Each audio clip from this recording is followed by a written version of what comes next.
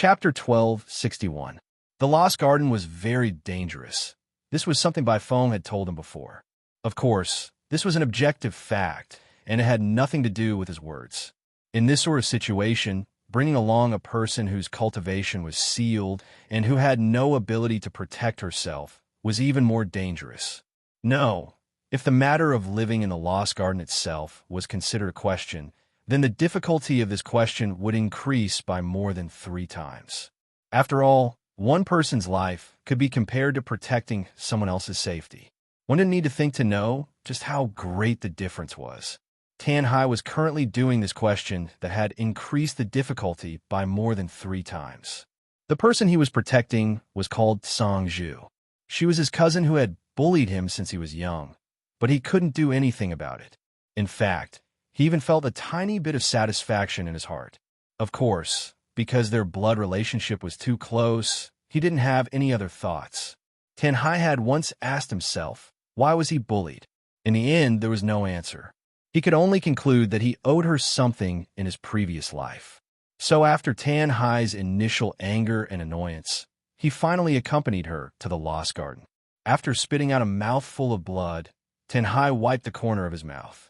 He turned at Song Zhu on his back and boasted, I've been able to withstand beatings since I was young. You should know this, so you don't need to worry. Song Zhu pursed her lips. Her face was pale, and the smile she squeezed out wasn't convincing at all. I know. Brother, I've implicated you this time. Tan Hai's footsteps paused. He couldn't help but sigh. It's been so many years. Ever since you grew up a little, you haven't called me brother. Now, I can finally hear it again.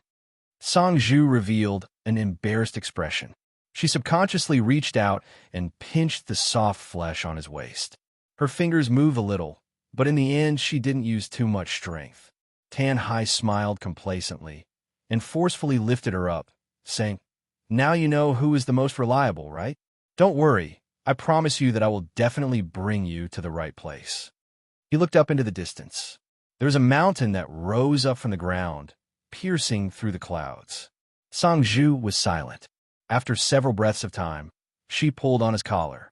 Brother, let's go back. Tan Hai's lips curled up. His smile wasn't obvious, but it was filled with pride. What? You don't have confidence in me anymore. Song Zhu, you should know that since I was young, what I hated the most was being looked down upon by others. So, I will definitely climb this mountain. The corner of the black-robed man's mouth twitched. It was not a sneer or a sneer, but an uncontrollable facial expression after discovering something unbelievable. They had found the whereabouts of the hidden pearl, but they had to pay with the lives of 2 of their subordinates. But the change in the black-robed man's expression had nothing to do with this.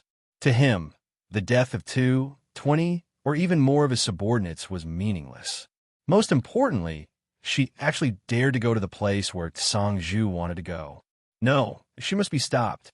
Go! He gritted his teeth and spat out a single word. His black robe moved like the wind and disappeared into the distance.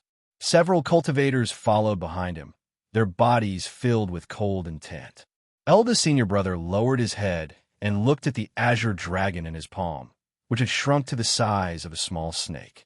His eyes were filled with surprise and admiration. As expected of the azure dragon bloodline, the peak of the dragon race. Even though it was far from reaching adulthood, its potential was still astonishing. The power of the source of life in this place had been completely absorbed. After waking up from its slumber, it would truly possess the aura of a predator at the top of the food chain. Honorable Master truly had good eyesight. There had never been an accident before. He turned his hand and put away the azure dragon. Then his eyes flashed. The azure dragon had used facts to prove his master's judgment once more. Then, what about junior apprentice Brother Qin? As the disciple that had followed his master for the longest time, he was well aware of just how much he doted on junior apprentice Sister Peach Blossom. Moreover, there were some things he had heard his master mention before. If his master was able to entrust his junior apprentice sister to him, then it could be seen that his master was extremely satisfied with his junior apprentice brother. Thinking of this, eldest senior brother smiled. He was really curious as to what his junior apprentice brother was doing right now. But since his master hadn't given him any additional instructions, there was no need for him to interfere. So, it was time to do something else. Helping the Azure Dragon complete its initial transformation and laying down a solid foundation for cultivation was the first goal of this trip to the Lost Garden. As for the second goal, eldest senior brother's eyes fell on Lei Xiaoyu. Her eyes were closed, as if she didn't feel anything. But the rhythm of her breathing was clearly off. After persisting for a moment, she helplessly opened her eyes. Eldest senior brother, why are you looking at me? Her tone was a bit unfriendly. Eldest senior brother smiled. Junior apprentice sister, we should leave. I don't want to. This is master's will. In the Peach Garden, different voices were allowed to exist, and the disciples were also allowed to keep their own secrets and attitudes. But the will of the Garden Master was supreme, and no one was allowed to question or provoke her. Lei Xiaoyu glared at him. Let's go. In any case, I don't have much hope in my current state. Eldest senior brother shook his head. If you don't try, how will you know? The ice seal shattered and Qinyu walked out. This time, without the large monkey carrying the stone staff waiting outside, everything was quiet and peaceful. Raising his head to look around, he took a deep breath, then twisted his neck and stretched his waist. Crackle. Immediately, his joints crackled. What was even more terrifying was that as the sound spread out, it caused ripples to appear in the air. It was like the bones beneath Qinyu's flesh and blood were colliding with each other. The sound produced contained an unbearably formidable strength. This feeling was wonderful. Qinyu looked down at his palms. They were fair and slender, and could even be said to be very beautiful. But under this harmless appearance, there was a terrifying strength that could make one despair. When he killed the fire-spitting snake, Qinyu had to expend a bit of effort. But now, he could probably pinch it to death with one hand. In the true divinity realm, the increase in strength was measured by the number of rules one could perceive. With the support of the trial field of rules and the stone pagoda's full support, even Qinyu felt that his progress was a bit slow. When the Garden Master had Qinyu conceal his identity and secretly enter the Lost Garden, her original intention was for him to take this opportunity to forge himself into a large and sturdy bottle. The true saint of the Promethar realm would never have thought that his disciple would have such an opportunity. Forging the bottle and improving his strength at the same time, and the speed was so fast that it was unbelievable. When he first entered the Lost Garden, Qinyu felt pressure when he saw eldest senior brother, Nine-Headed, and the others. Not long ago, when he saw third senior brother kill people and form an ice statue with a single breath, he also felt uneasy. So he played a little trick in advance to make third senior brother give up the idea of finding trouble with him in the future. But now, Qinyu felt that third senior brother's strength did not seem too strong. He had not seen eldest senior brother and Nine-Headed fight with their own eyes, but if they could reach the top position among the younger generation of the Saint Dao Circle, they must have a powerful strength to match. Even now, Qinyu is still far from this level. In addition, even if he used the back of his head to think, he would know that those who had such achievements and status must have other trump cards in their hands. It would not be too difficult to kill him today. But Qinyu was very calm. He could not compare to them now, but it did not mean that he could not in the future. He felt that after a period of time, he would be able to try standing together with eldest senior brother, Nine-Headed, and the others. Cough. He had really become arrogant. He had to stabilize his mentality. Now was not the time to be reckless. Low-key development was the way of the king. There was no need for more. Given a source of life just now, it would be enough if he had 8 or 10 more. 8 or 10 source of life. Even if the quality was high or low, just this number alone would make anyone think that Qinyu had gone crazy. But it just so happened that it seemed like it really just needed some time. Cough. Master, while you were in seclusion, I found another source of life. The aura is quite rich, and I think the quality won't disappoint you. As soon as he came out, the old turtle did not stop and directly gave him the coordinates. With this kind of work efficiency and enthusiasm, it would be hard for Qinyu not to become stronger. But why did this guy's attitude suddenly become so respectful? What happened to that indifferent and calm demeanor of a great and virtuous master? Did he get tired of playing and change his tastes? Forget it. He was not in the mood to care about these things. Now, Chinyu felt that his time was too precious. The Lost Garden was open, but it would not remain open forever. Moreover, its closure was random and did not have a fixed time limit. According to the jade slip given by the yardmaster, the shortest time known to be open was less than a month. If so, then more than half of the time had passed. If his luck was bad, he might soon be able to sense the signal that the Lost Garden was about to close. Thinking of this, Chinyu's heart was filled with urgency. How could he delay? He stepped forwards and soared into the skies. With the old turtle accurately guiding him, it wasn't too difficult to avoid danger. But this was how the world was. Not everything could go as you wished. Chinyu felt that the old turtle's directions could be trusted. This was something that he had gradually accumulated over a long period of time, and it wasn't wrong in itself. But when bad luck came, it didn't matter if it was right or wrong. He had encountered trouble. Simply put, when Chinyu flew past a valley that the old turtle had sensed was a safe zone, he was swallowed up by flames that soared into the sky. Then, he was pulled into the valley and disappeared.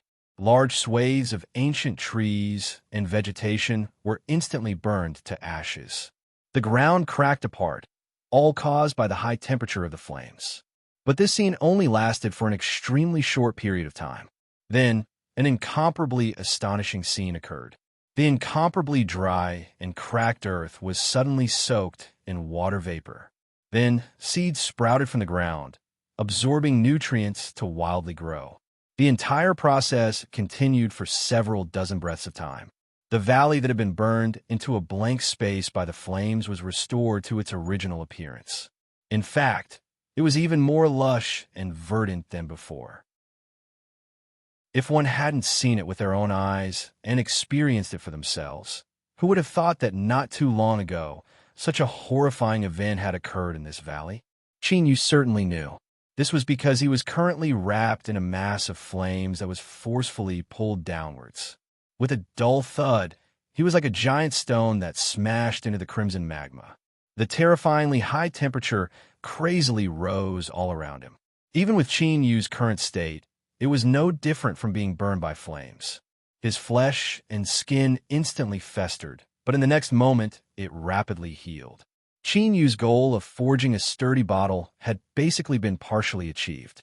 His mortal body's enhancement was naturally accompanied by his self-strengthening recovery ability.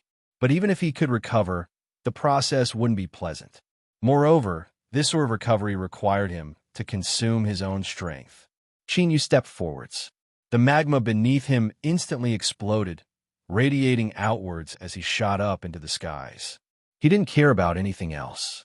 First, he had to leave this magma and think about it. This decision was correct, but the one that had spent so much effort to drag him underground certainly wouldn't allow its prey to escape. It wasn't just because this being was contaminated with the death aura of its bloodline descendant, but also because its aura was alluring enough. This was the aura of its source of life. The underground magma instantly boiled over. Crimson undercurrents erupted, like a giant hand slapping down. Chinyu lifted a hand and punched out. With a loud explosion, the undercurrents of magma shattered. But his soaring figure was also stopped in its tracks. Out of the corner of his eye, a shadow seemed to flash by. Without time to think, Chinyu rapidly drew backwards. In the next moment, where he stood, magma violently exploded. A wild impact of strength mixed with the waves of magma, crazily sweeping out in all directions. He saw a shadow again. It was thick, black, and large. Just what was that? Chinyu's complexion paled. It wasn't just because there was something in the magma that seemed extremely difficult to deal with. More importantly, his time was extremely precious. He didn't want to waste even a single breath of time. What he needed to do now was to search for the source of life without pause and then absorb it as much as he could. But at such an important time, he had been inexplicably pulled into the underground magma to fight with some thick black thing. This was simply infuriating. He didn't have time to think about why there was a problem with the old turtle's judgment, nor did he have the mood to question it. Chinyu only had a single thought in his mind right now, and that was to kill it with all his strength and then immediately leave. As soon as he thought of this, he let out a deep breath. His figure burst out like an arrow, rushing towards the place where the black shadow had hidden itself. He lifted a hand and grasped forwards. Streaks of invisible laws vibrated, forming a crushing and tearing force that brazenly descended upon the underground magma. Chapter 1262. A pained roar sounded out from deep within the magma. As the power of the rules shattered, the surrounding magma was shaken away. He saw it. The words black and thick were correct, but the black wasn't true black. Rather, it was an illusion created by the extreme redness. This was because what was dragging Chinyu into the magma and wasting his precious time was actually a somewhat familiar-looking snake. That's right. It was the one that Chinyu had killed before. It was the one that found its source of life deep within the cave. However, this snake in front of him was much larger. Comparing the two, it was at least several hundred times larger. Where the power of the rules had crushed and torn apart, there were only a few broken scales. In the blink of an eye, they healed back to their original state. A giant lantern-like eye glared at Chinyu, filled with icy, killing intent. Within the underground magma lake, it was the supreme ruler. It had been many years since any living being had been able to harm it. Roar! With an angry roar, the endless underground magma instantly boiled and erupted, forming wild waves that came crashing in from all directions. Chinyu spread out his fingers. The power of rules gathered around him, weaving together in layers and forming a net. In the next moment, the magma crashed into him. The net of rules violently shook, and his complexion became increasingly ugly. The great snake was far stronger than he had imagined. The net of rules he had created was rapidly being consumed. It wouldn't last much longer. Most of the time, Chinyu didn't care about something like face. For instance, if he could escape now, he would do so without hesitation. After all, how could he be willing to waste such precious time here?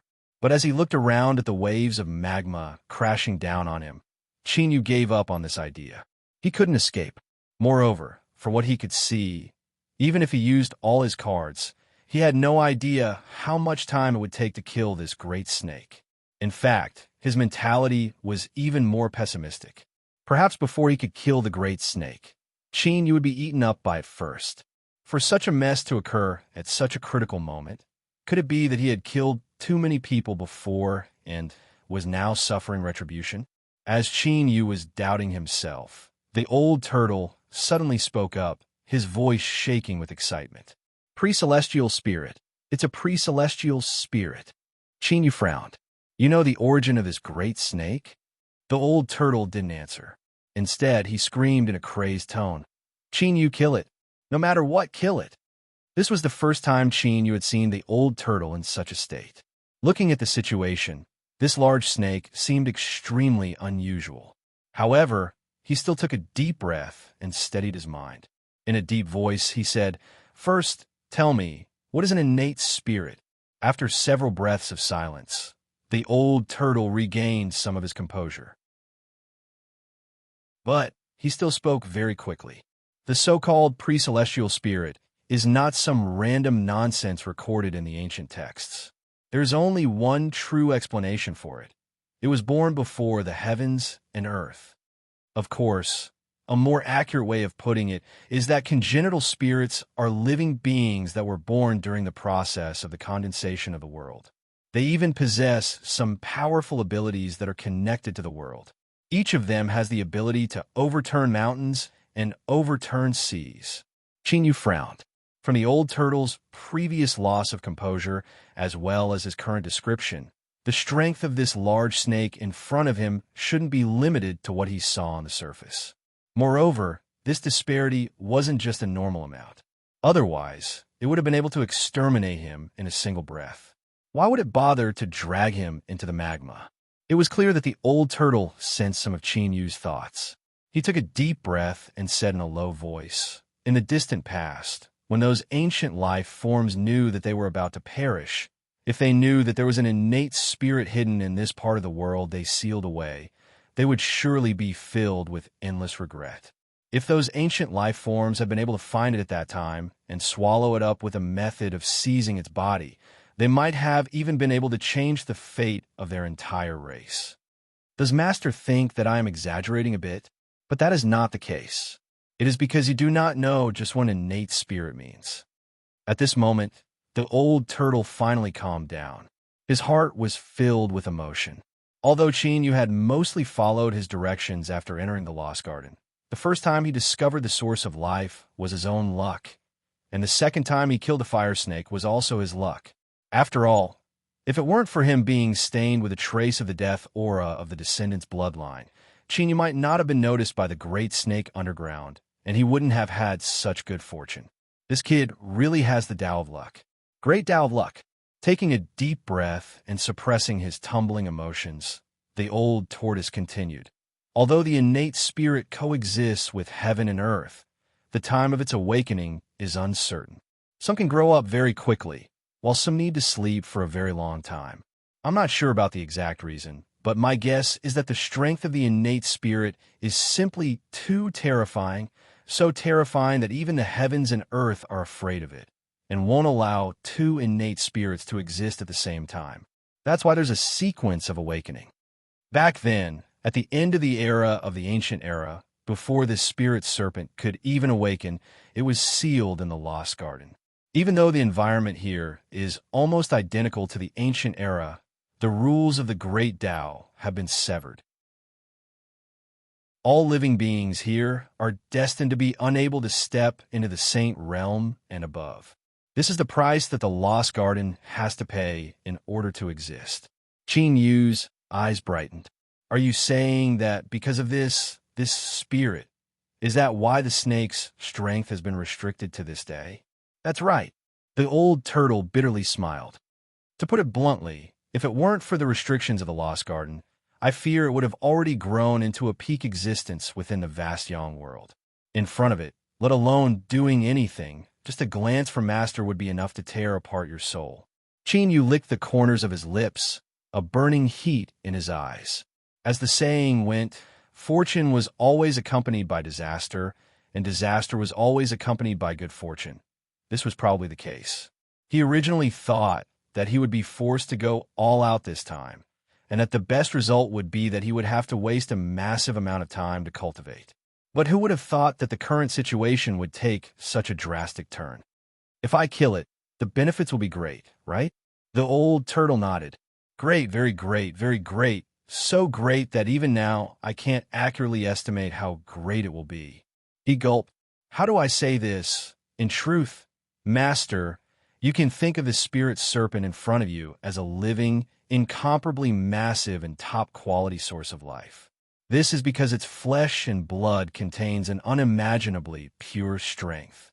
Not just that, as an innate spirit, it is born from the world and can be regarded as a part of the world itself. Its flesh and blood contains infinite accumulations of the Tao that can transform into the world's rules. If you can refine it, perhaps Master's true divinity, Tao, will rise to an unimaginable level. What a sweet and fragrant meat pie. To directly smash into his head like this, even with Chin-Yu's willpower, he couldn't help but feel a bit dizzy. Innate spirit. This was an innate spirit. He finally somewhat understood why the old turtle was so excited that he was about to die. Looking up, Chin-Yu clenched his teeth, a fierce light shining in his eyes. He fiercely glared at the wildly tumbling magma in front of him. Rough Red, where are you? Come out here. You're dead today. As Chin-Yu's heart was surging with excitement and killing intent was raging in his chest, the old turtle suddenly cried out miserably. It was a pitiful cry filled with grief and sorrow. It was like watching helplessly as the golden ingot in his hand fell into a great river, vanishing without a trace. Chin-Yu's heart tightened. What is it? He was absolutely certain that the old turtle was today. Whether or not he could smoothly kill the spirit snake today was the key factor in his ascension. He couldn't allow any accidents to occur at this time. The old turtle's voice was bitter, as if it could form a gold thread. "Master, you are too weak." Yu was stunned. His first thought was that this fellow was seeking death. Why was he taunting him for no reason at all? Moreover, in the current vast Yang city, just how many people could compare to his speed of growth? But in the next moment, he reacted. His complexion darkened, so gloomy that a storm could fall. As for the problem of the bottle and its capacity, the garden master had already explained it. To put it simply, if the bottle wasn't large enough and sturdy enough, then if he ate too much, there would only be one result. He would explode. Bang! With Yu's current strength, that sound would surely shake the heavens and earth. Even if a pre-celestial spirit hadn't grown due to the restrictions of the Lost Garden, it still possessed a background and strength that wasn't something that Yu could eat right now. If he ate it, he would definitely explode to death. If he didn't eat it, that absolutely wouldn't do. Otherwise, Yu would never be able to walk out of the shadow of regret. Yu clenched his teeth and said, "Can I eat half? Or even less? I'll think of a way to eat the rest later." The old turtle bitterly smiled. "No, a pre-celestial spirit is different from ordinary spirits. It's hard to explain, but once you start eating it, you must swallow it whole. There's no way to preserve it or stop it." The truth was that Yu had already guessed this before he asked. Otherwise, the old turtle wouldn't be in such a state. What should he do? Yu took a deep breath. "If you help me, what are the chances of you killing this spirit snake?" The old turtle said, "The spirit snake's mortal body is incomparably tyrannical. The only way to deal with it is to attack the soul. I am quite skilled in this aspect, so if I erupt with all my strength, I might have a chance." After a moment of hesitation, he continued to say, "There is also the stone pagoda under Master's command. In terms of killing the soul, it can also help." Yu said, "In other words, the chances of success aren't small." The old turtle hesitated. "Master, perhaps we can wait until next time." Before he finished speaking, he was interrupted. Yu's eyes exploded with a sharp light. "An accident or tomorrow. No one knows which one will arrive first. Although what you say is correct, I cannot wait. Today I will kill this spirit snake and drink its blood and eat its meat. I don't believe that with my great appetite, it will really burst apart." Bang! The net of rules shattered. In the next moment, light and darkness erupted in the world of magma. The power of space instantly gathered, forming a cage that locked down the spirit snake hidden in the magma. It was waiting for a chance to erupt with a fatal strike. Before, he hadn't been able to detect the spirit snake ahead of time. One reason was because the magma was sealed deep underground, and the other reason was because it was difficult to find any pre-celestial spiritual energy. But now, at such a close distance, he only needed to pay a small price to smoothly lock onto it. The spirit snake, imprisoned by the power of space, seemed to sense a threat. It opened its mouth and roared, spitting out a mouthful of flames. The space lock instantly twisted. Then, it cracked apart and shattered. The reason why the laws of space and time were known as the top laws of the world was because the difficulty of perceiving it surpassed one's imagination was one reason. The second reason was because it possessed a formidable ability. For instance, even though the space lock was broken, it still forcefully imprisoned the spirit snake for a single breath of time. One couldn't underestimate this single breath of time. In a battle between powerhouses, a reversal could occur in the blink of an eye. In the distant, dark nothingness, the only source of light was the stone pagoda. At this time, it was constantly shivering. It had already learned what was happening from Yu. It originally thought that this was enough and placed a high value on Yu. But it never imagined that it would suffer such a heavy blow in the blink of an eye, causing its ears to ring and its vision to blur. A pre-celestial spirit.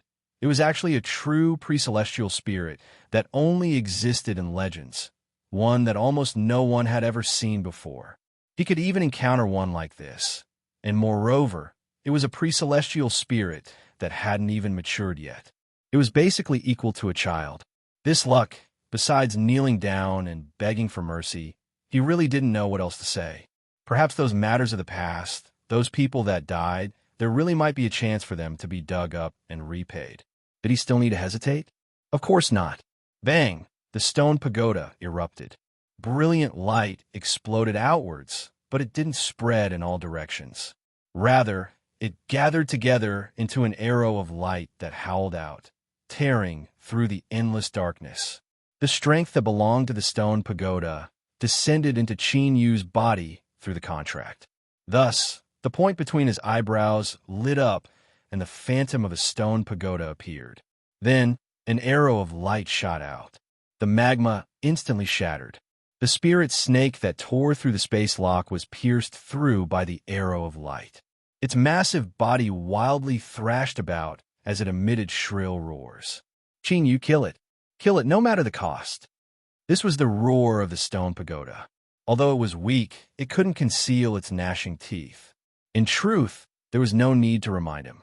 After determining just what sort of existence a pre-celestial spirit was, Qin Yu had already made his decision. Today, he would either be stuffed to death, or he would take off and begin his journey to the exploding heavens. Let the spirit snake escape. That didn't exist. Even if he had to forcefully tear apart this magma lake, he would thoroughly kill it. Stepping forwards, Qin Yu roared, "Turtle!" A certain shadow, who had gathered all his strength and was waiting with rapt attention, was almost disrupted by that one word. Was there anyone who called someone like this? Moreover, what turtle? Where did this turtle come from? Luckily, he managed to stabilize himself. A phantom instantly stepped out from Qin Yu's body. Its speed was unimaginable as it fell in front of the spirit snake. It lifted a hand and touched the crimson scales that were nearly black. Then, it drew back into its body without hesitation. However, it was this seemingly simple and casual movement of his finger that caused the spirit snake, which was howling in pain, to fall silent in an instant. Its eyes widened, and the tiny blood vessels on its surface rapidly inflated. Then, they burst apart, and its eyes turned crimson red. The arrow of light had forcefully pierced through its flesh and blood, tearing open a terrifying wound on the spirit snake's soul. But at this moment, the finger from the shadow of the abyss was like an iceberg that smashed into this wound. The crack on the surface of the soul was instantly torn apart. But what was even more terrifying was that this iceberg contained an extremely cold aura that left one in despair. Like maggots in one's bones, once it was infected, it would be impossible to get rid of it. It wildly spread outwards, gradually causing its entire soul to become numb. Since it was born, this was the first time the spirit snake had felt the threat of death. It inevitably fell into a state of fear. Its only thought was to flee as fast as possible. Flee as far as it could. Bang! Its massive body swept outwards, stirring up a terrifying tide of magma. At the same time, the spirit snake turned and fled, its speed as fast as lightning. But just as he said before, Qin Yu was already prepared to be stuffed to death by it. So how could he let it leave? This was his only chance. If he failed, then with the ability of a pre-celestial spirit, it would be impossible for Qin Yu to lock onto its location. Time! As these two words left his mouth, Qin Yu's complexion paled. The terrifying extraction caused his aura to instantly fall into the abyss. But the one who paid the greatest price was the old turtle that had already attacked once. His pitiful screams made one feel as if a weak young girl was being ravaged by hundreds of large men. The spirit snake that had already turned to flee suddenly froze in place. It was like the void had frozen over and it was forcefully sealed in place. The panic in its eyes reached its peak at this moment. Then, a madness and ruthlessness erupted from the deepest depths of its eyes. It was born alongside the heavens and earth. In terms of the level of life, it was a peak existence amongst all living beings in the world. Even the most powerful bloodline descendants of ancient life forms like the white phoenix and azure dragon were far from being able to compare with it. It knew fear and it knew how to flee, but it had never lost the pride and toughness in its bones. When there was truly no way to escape and it faced death, the spirit snake didn't lack the determination and will to drag its enemies down with it. But this time, Qin Yu attacked. He raised his arms, and a terrifying sword intent broke out from his body. The phantoms of the sun and moon fell into the magma. An invisible aura spread out, instantly repelling the crimson magma and forming a massive empty space for 10,000 feet. Chapter 1263. To hold a trump card in his hand that he didn't even know when he had obtained it, it was indeed a bit funny. But after experiencing the matter of cutting down the Black Shadow half-sage and breaking his great Tao with a single sword strike, this proved that a trump card was indeed a trump card, even if one didn't know where it came from or what it meant. As the sun and moon shined together, a figure appeared. He lifted a hand and waved it forwards. A terrifying sword intent instantly condensed around Qin Yu. Cut out. Bang! Like a sword falling from the heavens, the entire underground lake of magma was split in half. Both parts were invaded by the sword intent. The spirit snake screamed. In its world, it didn't have the concept of a Saint Tao or a ruler. But this didn't stop it from clearly feeling the terrifying lethality contained within this sword strike, one that left one in despair.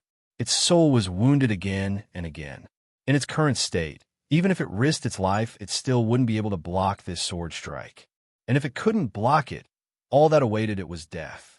Perhaps because it was stimulated by the terror of life and death, the spirit snake screamed. Its chaotic consciousness suddenly became clear, and it understood the cause and effect that had occurred to it.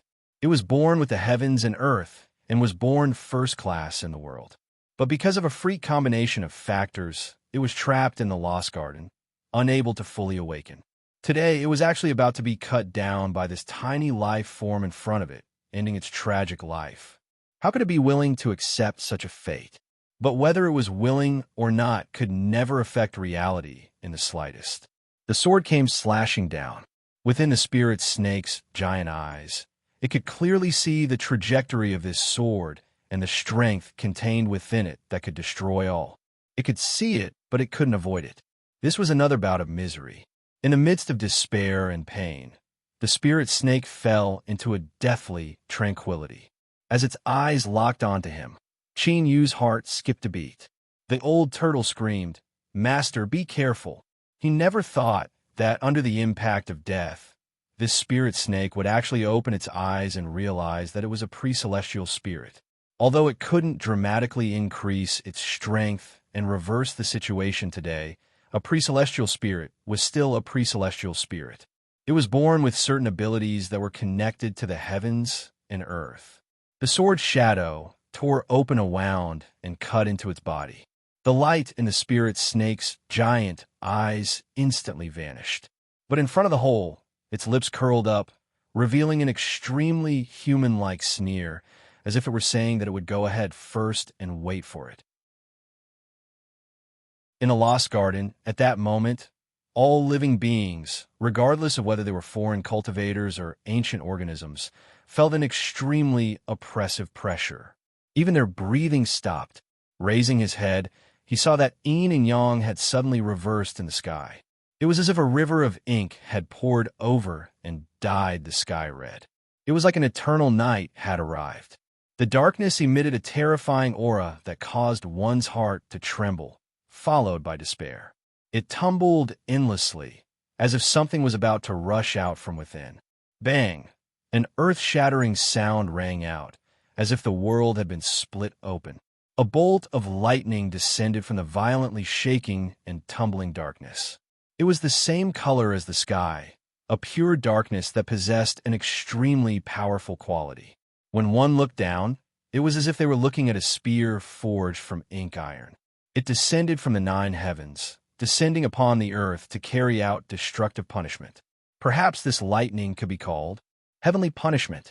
Being underground, Qin Yu couldn't see what was happening outside. But when the yin and yang of the Lost Garden reversed and the skies turned pitch black, he looked up and could clearly see everything. Thus, at this moment, he could also see the black thunder that was filled with a tangible quality as it came crashing down. There was no need for a reason. The moment Chinyu saw this thunder, he understood this thunder was coming for him. If he could block it, he would live, but if he couldn't block it, he would die. Before the spirit snake died, it had used its pre-celestial will to resonate with the heavens and earth, drawing down a punishment. When a saint of vast yang was killed, it could cause the world to descend upon them, causing all living beings in the surrounding area to be buried along with them. Moreover, the one being killed today was a pre-celestial spirit. The might contained within this black thunder could be imagined. Although it hadn't arrived, Chinyu was already completely locked onto. His soul instinctively screamed as he felt the thick shadow of death. He couldn't block it. Without even needing to think about it, Chinyu came to this conclusion. In front of his eyes, he saw himself being crushed to powder beneath the black thunder, his body and soul destroyed. It was like this was the end that awaited him. Heavenly punishment. In the distant black region, the stone pagoda roared out. This roar contained fear, as well as resentment and anger that couldn't be concealed. Without any hesitation, the stone pagoda violently shook. There was a loud cracking sound as the cracks on its surface began to expand outwards. This was the price it paid in exchange for the eruption of light in the next moment. From between Chinyu's eyebrows, the phantom of the stone pagoda rose up once more. In the next moment, an arrow of light shot out, piercing through the earth and crashing into the endless heavens. But beneath the black thunder, all of this was useless. The moment the arrow of light collided with it, it was annihilated. It didn't break apart or disperse. Rather, it simply and directly vanished from the world. But without a doubt, this scene contained an even more terrifying strength and will. Kacha! Kacha! The stone pagoda violently shook. Cracks rapidly spread out. The surrounding darkness became increasingly rich, constantly approaching as if it would submerge it once more. This brat is about to die. What are you waiting for? It angrily roared. The old turtle shivered. He finally regained his composure from his fear.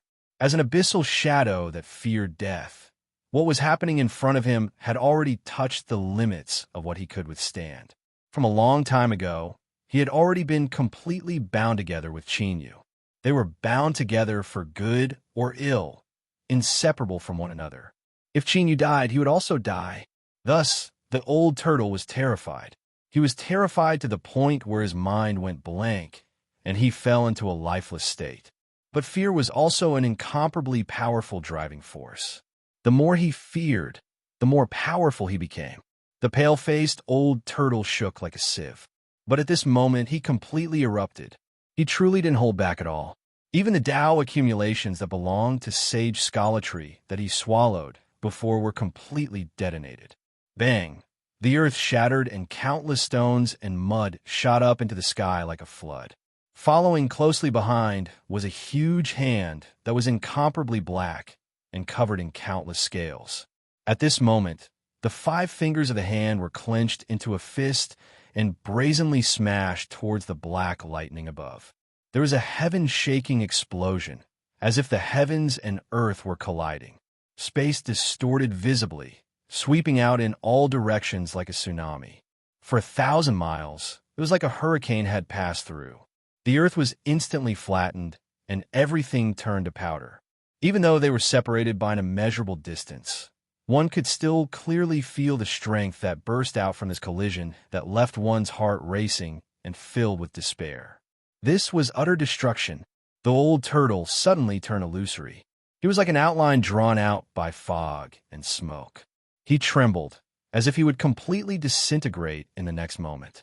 In the end, this was vast yang, and he was only a shadow that came from the will of the abyss. Although he was extraordinary and lived a long life, in the end, a shadow was still a shadow. His all-out eruption only caused the black thunder that had annihilated the arrow of light to pause for a moment. Then, it continued downwards. The old turtle was on the verge of shattering at any moment, and the terror in his heart had reached an unprecedented peak. It was a terror that caused him to forget all caution and howl like a madman. This brat is about to die. What are you waiting for?" These words were roared out by the stone pagoda to wake him up. Now, the old turtle also hoped that he could wake up the big boss behind Chinyu. In other words, that figure seemed to be a woman. Her appearance should be quite good, and she was the one that he had envisioned in his heart. Towards women, the old turtle indeed had no interest. But a woman that was powerful enough to leave him in awe and fear was certainly an exception. Since she had left behind her mark on Chinyu's body, she absolutely wouldn't give up on him so easily. But the problem was that today's situation was far too great, so great that even that person might not be able to escape unscathed. Would she play dead and really give up on Chinyu? Putting himself in her shoes, this wasn't an impossibility. If so, then they were dead for sure today. At this time, the sun and moon phantoms that had fallen into the underground magma and were struck by the black thunder aura suddenly erupted with a blinding light, instantly illuminating the surroundings. A boundless aura was released, making one feel as if the true great sun and silver moon had appeared here. As the sun and moon intertwined, the phantom suddenly solidified. With a deep sigh, she opened her eyes. It was impossible to describe just what sort of eyes these were. They were calm and vivid, bright and indifferent, pure and deep, as if they contained everything in the world and could accommodate all things. She first looked down at Chinyu. Then she looked up, her gaze piercing through everything as it fell onto the black thunder. "Heavenly punishment," she whispered in a low voice, filled with reminiscence and sorrow, as well as a bit of laziness and resentment that came from not having enough sleep in a warm summer. Then she raised her hand, and strands of scarlet red aura quickly gathered in her palm, accompanied by the sounds of ice freezing around her. There was no ice, but the freezing was real. The underground magma that had all its temperature sucked out began to solidify into icy cold stone. All of the heat from the entire underground magma lake gathered in this woman's palm, turning into a crimson sword. The sword wasn't broad and could even be called delicate. It gave off a feeling that it wasn't sturdy enough and could easily break.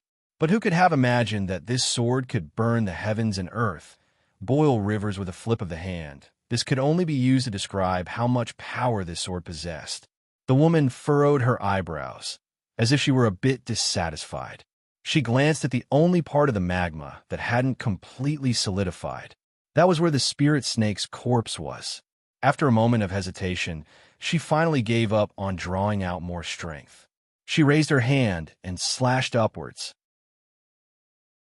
There was no preparation at all, no warning at all. In her opinion, if she couldn't continue to strengthen the sword, then what was the point in delaying it? If she slashed, then so be it. Thus, in the next moment, all the ignorant creatures in the Lost Garden who did not understand what was happening saw with their own eyes the great sun rising from the ground. With a resolute and unstoppable stance, it brazenly collided with the black lightning. This time, the world was silent. The great sun and black thunder continued to collide, but there was no sound at all. It was as if the strength they released had already surpassed a certain limit, so it wasn't allowed to appear in this world. The wildly twisting space seemed to be wrapped in layers upon layers of thick and sturdy linen, making everything blurry and indistinct. Thus, no one saw the specific result of this collision. But as the twisting space gradually faded away, the great sun and black thunder both vanished from sight. But in the end, there were still people who knew the result. In the lake of magma that had been frozen underground, the woman lifted a hand and traced the point between her eyebrows. There was a shallow wound there that emitted faint traces of blood red.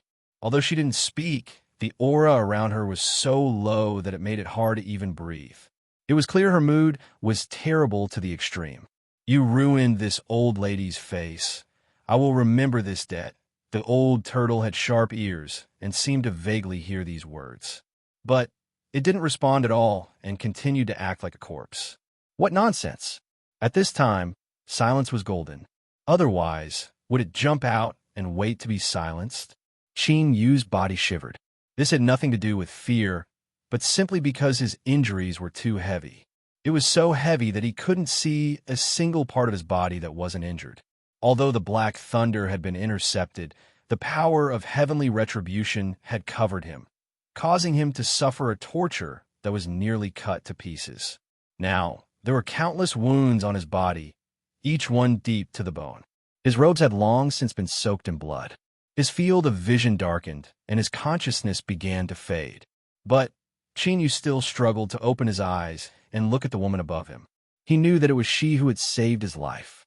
That trump card he had obtained at some unknown time had come from her. Chinyu bowed and spoke with difficulty. "Thank you, Senior, for saving my life." These words caused several more wounds to appear on his body. The woman put down her hand that was tracing the point between her eyebrows. She looked at him. Even though she had a belly full of anger, she couldn't vent it any further. He was already in this state. If she moved a finger, this brat would die. Wouldn't that mean that the wounds on his face had all been for nothing? She absolutely couldn't do anything that would cause her to lose money. Calm down. There would be plenty of chances in the future to make this stinky brat pay a price. At that time, she would squeeze him dry before she stopped. "I've been seen. Actually, I didn't want to meet you now. It's not easy to explain. In any case, you have to remember that knowing about my existence won't do you any good. So, I'll tamper with your memories later.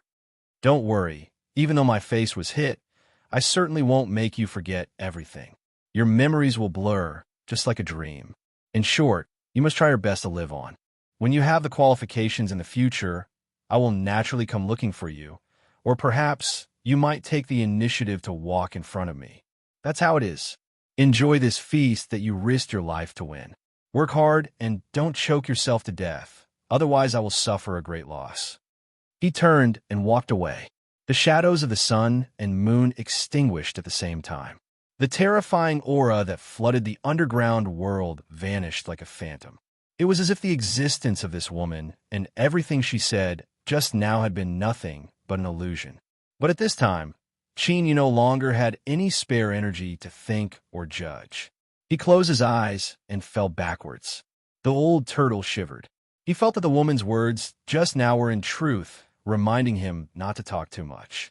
He wouldn't say anything. He absolutely wouldn't say a single word. Heavenly retribution. That was heavenly retribution. Only after fighting it on his own would he know just what sort of terrifying strength was contained within that black thunder. But such heavenly retribution had been casually blocked by a single sword strike. Although there was a shallow wound between the woman's eyebrows, this didn't affect her heaven-shattering strength and status in the old turtle's heart. This brat Chinyu, his life was truly good. With such a good life, he definitely wouldn't die this time. As long as he didn't die, his future would be bright. The old turtle took a deep breath and suppressed all of his random thoughts. He stirred up the last bit of his strength and slowly moved Chinyu towards the spirit snake's corpse. He moved, his speed was extremely slow. The old turtle couldn't help but worry. Would this brat's luck explode and he die at this critical juncture? If so, then it would truly be a tragic and pitiful tragedy. But luckily, this sort of tragedy didn't occur. Chinyu was shoved into the spirit snake's corpse. The flesh and blood that had been cut through wriggled like a living creature, directly sucking him in. Then, the wound actually healed and vanished from sight. The old turtle sighed. As he thought, this prey had been reserved for Chinyu in advance. There wasn't a share for him. In his current state, wasn't he going to die soon? Just thinking about it made him want to cry. It had to be known that not too long ago, he was just a shadow that had snatched away a true sage's Tao accumulation. There was no need to say anything. He could slowly endure this torment. As long as Chinyu came back to life, he would be saved.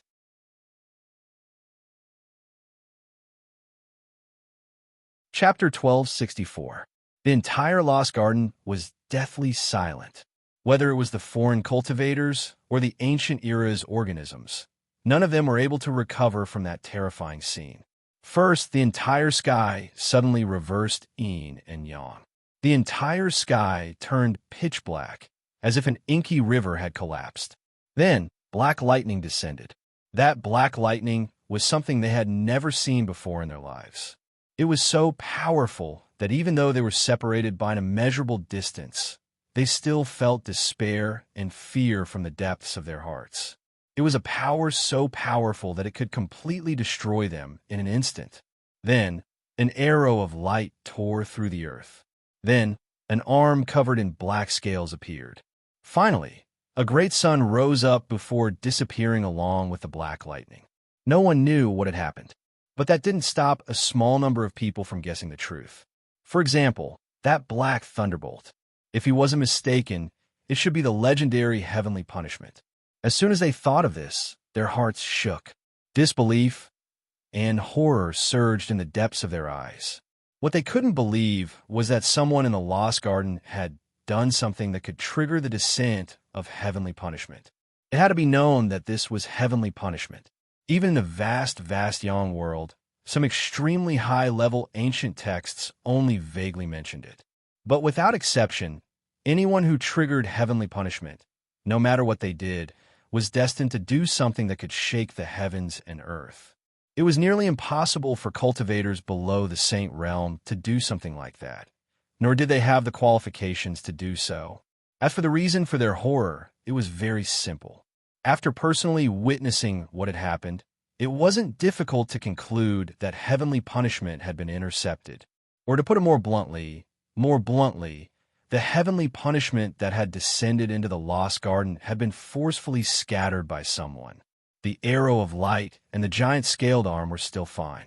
Although their strength was far inferior, they still had basic eyesight. What had truly defeated the heavenly punishment was the great sun that had risen from the ground. But this wasn't important. What was important was that the heavenly punishment had been scattered. They didn't dare to imagine what sort of strength was needed to accomplish this, because this had already surpassed the limits of their understanding. There was actually such a terrifying character hidden in the Lost Garden. The ancient era's organisms were confused and terrified, but the foreign cultivators had a faint intuition that the one who had done this was one of their companions. Just who was it? Peach Garden Senior Apprentice Brother, Western Mountain Nine Heads, Heavenly Palace Crown Prince, Netherworld Night Walker. One name after another appeared in their minds. Some people retreated in fear. Some people looked like they were struggling, but there were also people whose eyes were burning with passion. They were already rushing towards the place where the heavenly punishment would descend. Even the true saint of the Permethar realm might not be qualified to go against the heavenly punishment without suffering any injuries. There was no divine path in the Lost Garden. This was an ironclad law that had been established by a powerful ancient creature that had already perished.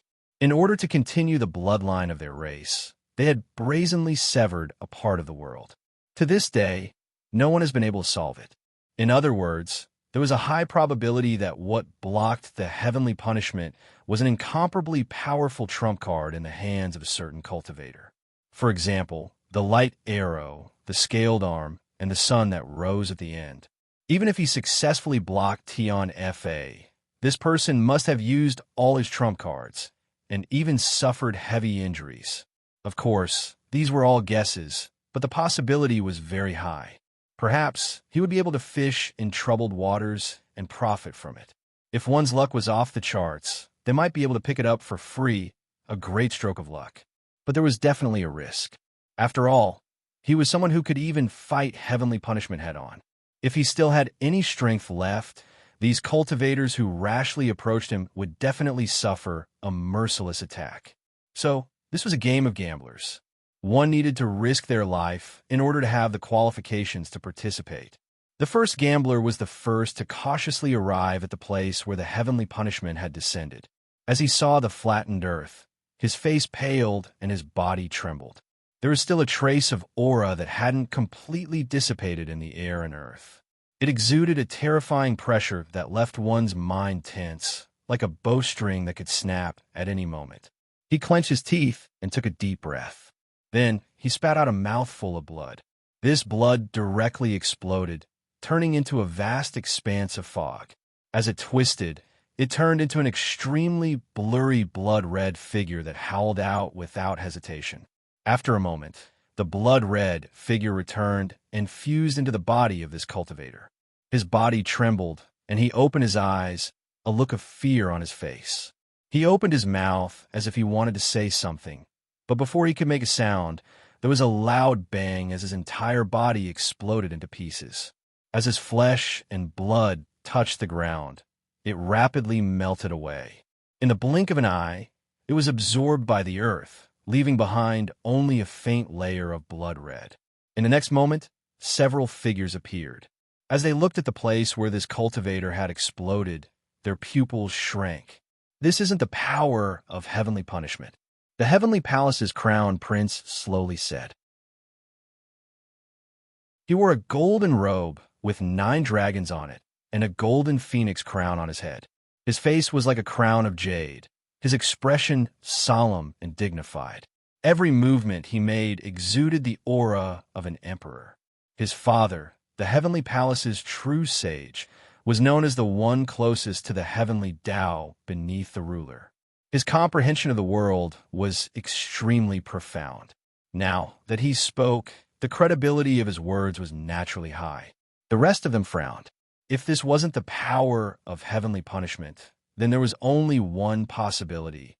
This was a warning from the cultivator who had brought down the heavenly punishment.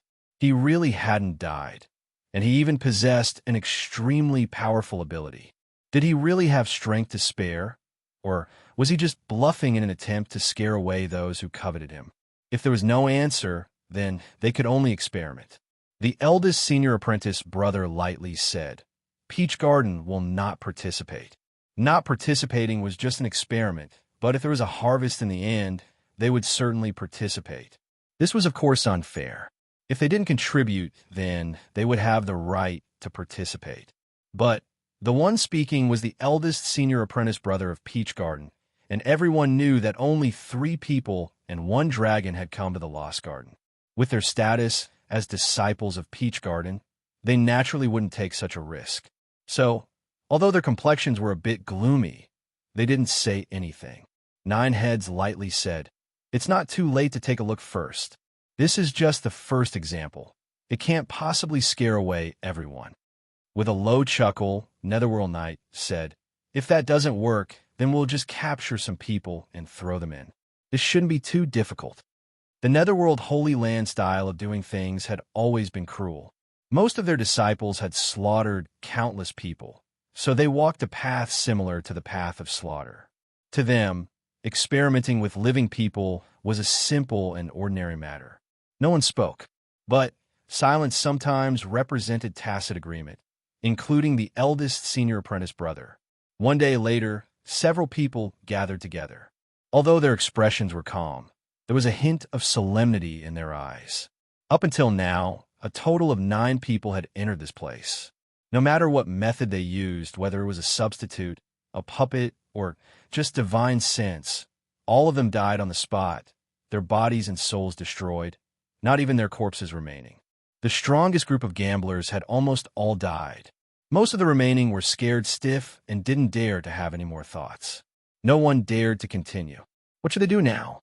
To be honest, to be able to kill 9 cultivators in a row, there was no lack of tyrannical strength among them. Moreover, it was done in such a straightforward and ruthless way, so it was very likely that they still had some strength left. If it was just a bluff, it could be done once or twice, but now it had been 9 times in a row, and each time it was a direct death. There was no sign of weakness at all.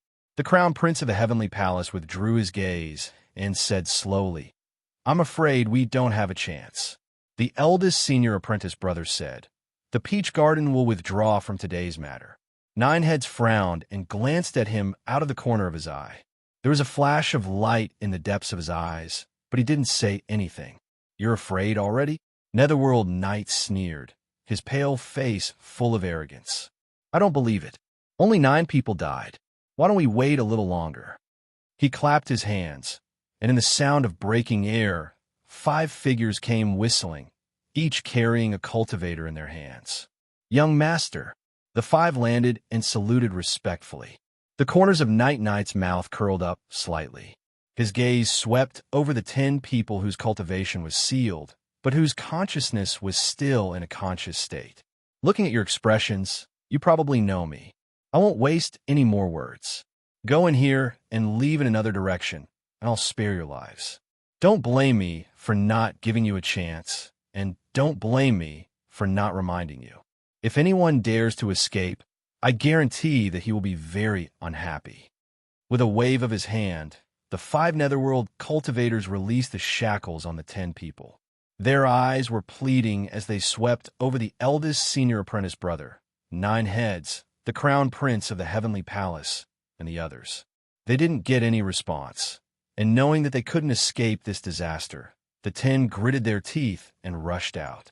Given the current situation, they could only fight.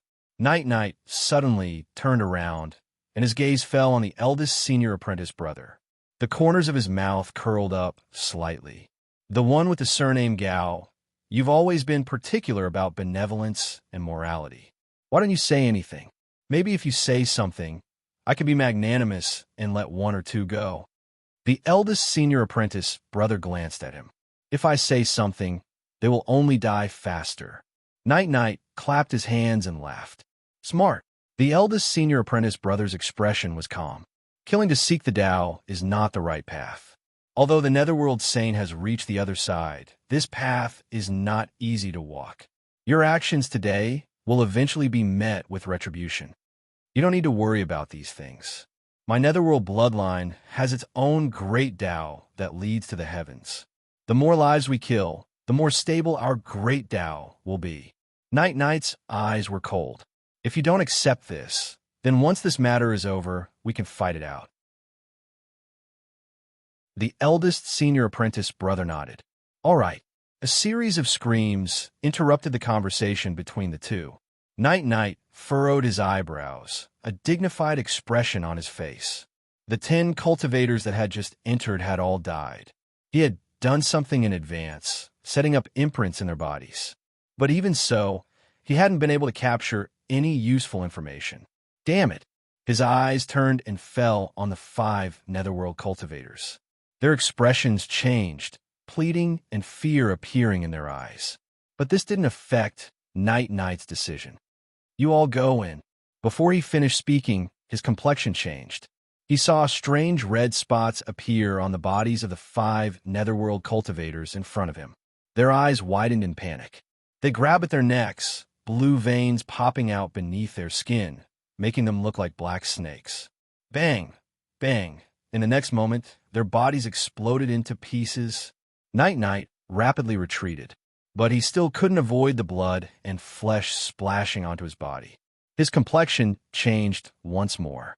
Bang! Strength erupted within his body, instantly blasting away the torn flesh and blood. But wherever it touched, red spots began to appear. This appearance was exactly the same as what had appeared on the bodies of the 5 Netherworld cultivators before they died. Father, save me! Night screamed in anger. A mass of blood-red light erupted from his body, turning into a giant figure. It lifted a hand and pointed between Night's eyebrows. With a loud explosion, half of his body exploded. His flesh, blood, and bones rapidly grew back. After several breaths of time, Night's body was completely restored. His face was deathly pale, without the slightest hint of blood. The blood-red light faded away. Night looked towards the area where the heavenly retribution had descended. His eyes were filled with unconcealable panic. He never imagined that even though he hadn't personally taken action, he would still be implicated. If it weren't for his father's blood shadow avatar, he feared he would have died.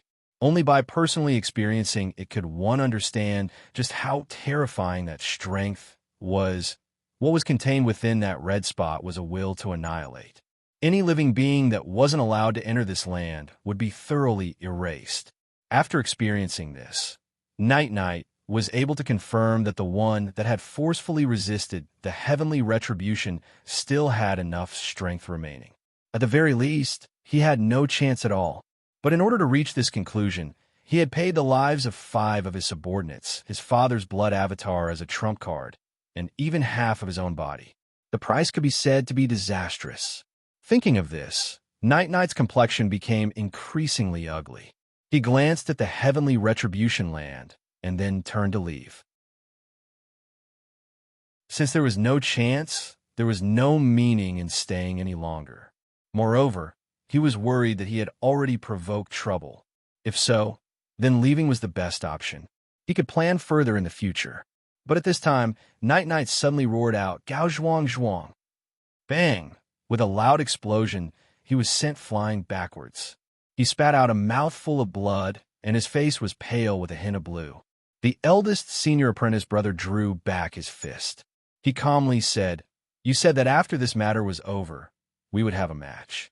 I kept my promise and attacked. I saw that your body wasn't feeling well, so I only punched you as a lesson. There is no need to thank me." Night-Night was enraged. The eldest senior apprentice brother lightly said, "If you don't accept it, then let's continue. If we fight fairly, even if there are casualties, the Netherworld Saint will understand. If you don't understand, then ask the Saint to come to the Peach Garden. My honorable master has already said that he fought with the Netherworld Saint in the past, and victory has yet to be determined." Night-Night spat out another mouthful of blood. "Peach Garden. Good, very good. Just you wait." He turned and left. After being punched by the eldest senior apprentice brother, his condition became even worse. He needed to find a place to stabilize his injuries as soon as possible. After all, this was the Lost Garden. The degree of danger here was something that even people like them couldn't afford to underestimate. Nine Heads had no expression. "If you continue to attack, I will stop you." The eldest senior apprentice brother said, "That is why I only punched once." Nine Heads raised an eyebrow. He turned and took a step forward, his figure instantly disappearing. The Crown Prince of the Heavenly Palace said in a low voice, "Brother Gao, there is no need to be impulsive. The Netherworld Saint's temperament has become increasingly strange these past few years. It is not wise to provoke him." The eldest senior apprentice brother smiled. "Thank you for the reminder, but the Peach Garden has been too peaceful and harmless these past few years. Some people have forgotten that those who come from the Peach Garden have always been overbearing and domineering." After a pause, a trace of embarrassment appeared on his face. "As the eldest senior apprentice brother of the Peach Garden, I have been in seclusion all these years and rarely care about the outside world. Speaking of which, I cannot shirk my responsibility, so I might as well take this opportunity to teach some people a lesson." The Crown Prince of the Heavenly Palace hesitated for a moment. "Junior apprentice, Sister Peach, she—" The eldest senior apprentice brother interrupted him. "Junior apprentice sister is fine, but you should be clear of my master's style. Perhaps he has already taken advantage of us juniors' absence to attack Sage Huai. This is not a place to linger for long. In order to avoid trouble, I will take my leave first. Farewell." He turned and left. The Crown Prince of the Heavenly Palace revealed a helpless expression. He smiled bitterly as he thought, "I know your master's style all too well. After so many years, the pair of stone lions at the entrance of my heavenly palace, the ones used to stabilize destiny, are still missing one. I heard that your master moved it back and threw it into the wine cellar to suppress the spring. However, if the Peach Garden and the two saints of the Western Mountain were to fight, this world would be lively once again. Forget it. I'll leave these matters between the saints to worry about on their own. I should also hurry and leave this place lest I attract trouble."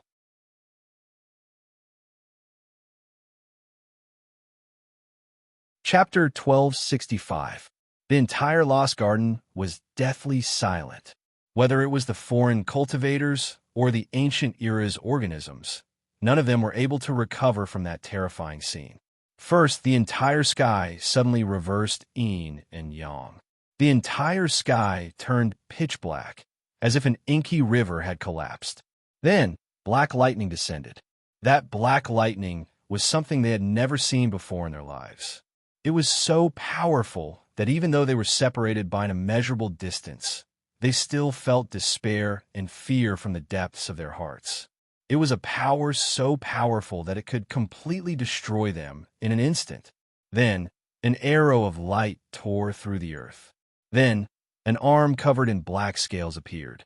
Finally, A great sun rose up before disappearing along with the black lightning. No one knew what had happened, but that didn't stop a small number of people from guessing the truth.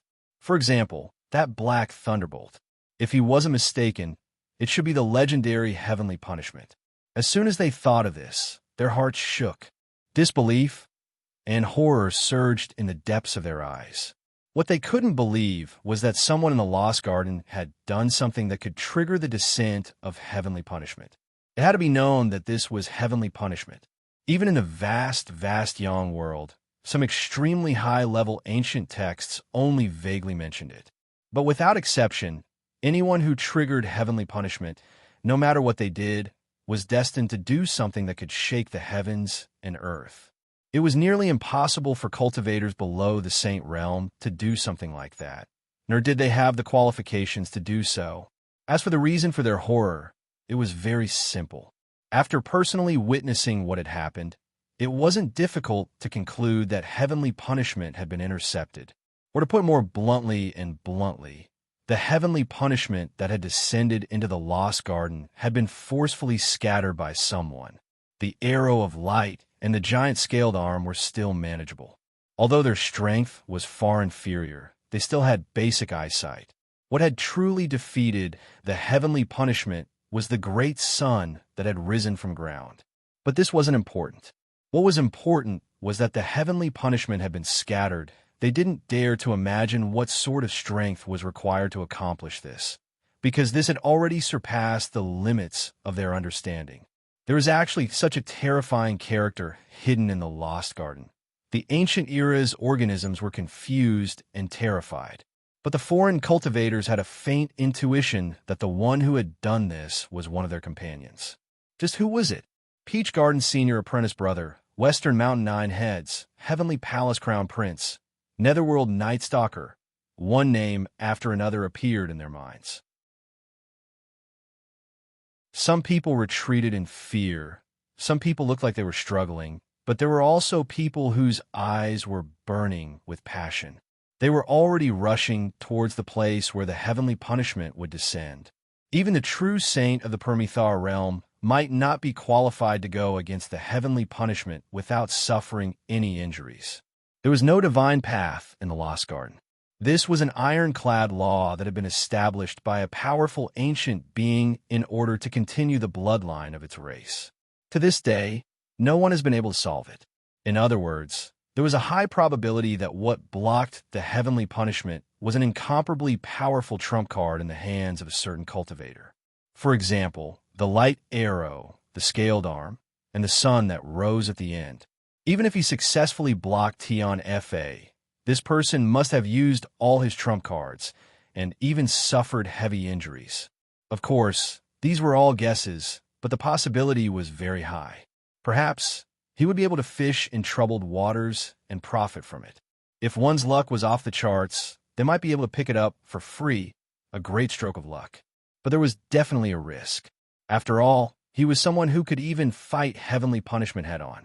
If he still had any strength left, these cultivators who rashly approached him would definitely suffer a merciless attack. So, this was a game of gamblers. One needed to risk their life in order to have the qualifications to participate. The first gambler was the first to cautiously arrive at the place where the heavenly punishment had descended. As he saw the flattened earth, his face paled and his body trembled. There was still a trace of aura that hadn't completely dissipated in the air and earth. It exuded a terrifying pressure that left one's mind tense, like a bowstring that could snap at any moment. He clenched his teeth and took a deep breath. Then he spat out a mouthful of blood. This blood directly exploded, turning into a vast expanse of fog.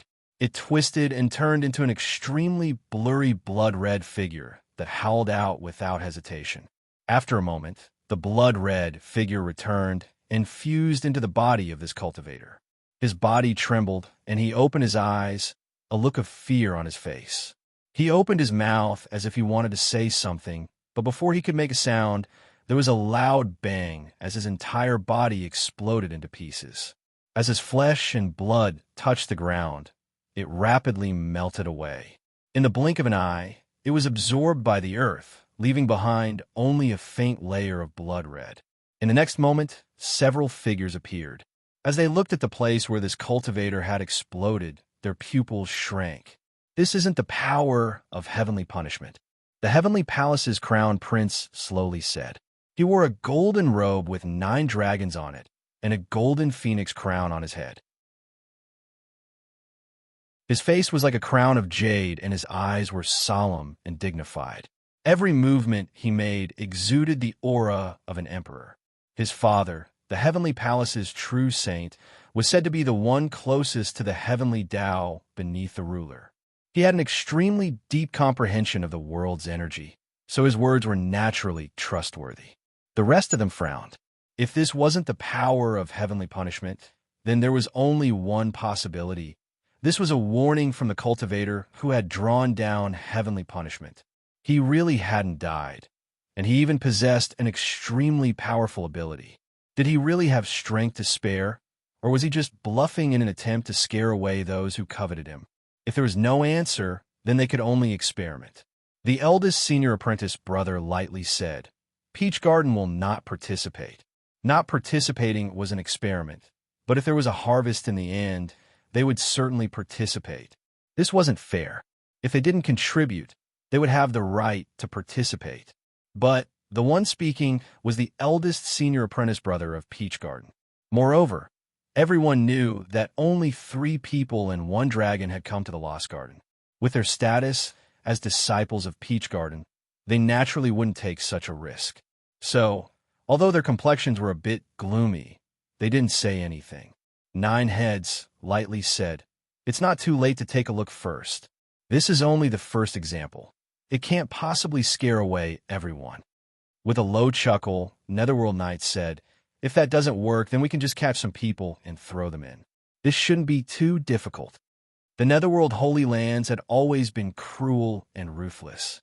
Most of their disciples had killed countless people, so they walked a path similar to the path of slaughter. To them, experimenting with living people was a simple and ordinary matter.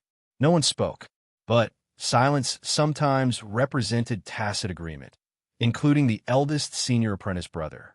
One day later, several people gathered together. Although their expressions were calm, there was a hint of solemnity in their eyes.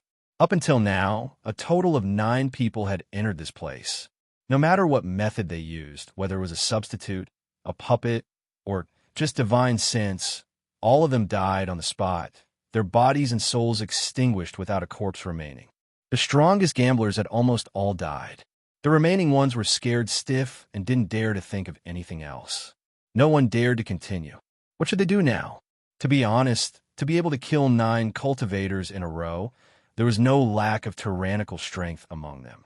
Moreover, they used such a direct and ruthless method, so it was very likely that they still had some strength left. If it was a bluff, it could be done once or twice, but now it had been 9 times in a row, and each time it was a direct death. There was no weakness to be seen. The crown prince of the heavenly palace withdrew his gaze and said slowly, I'm afraid we don't have a chance. The eldest senior apprentice brother said, The Peach Garden will withdraw from today's matter. 9 heads frowned and glanced at him out of the corner of his eye.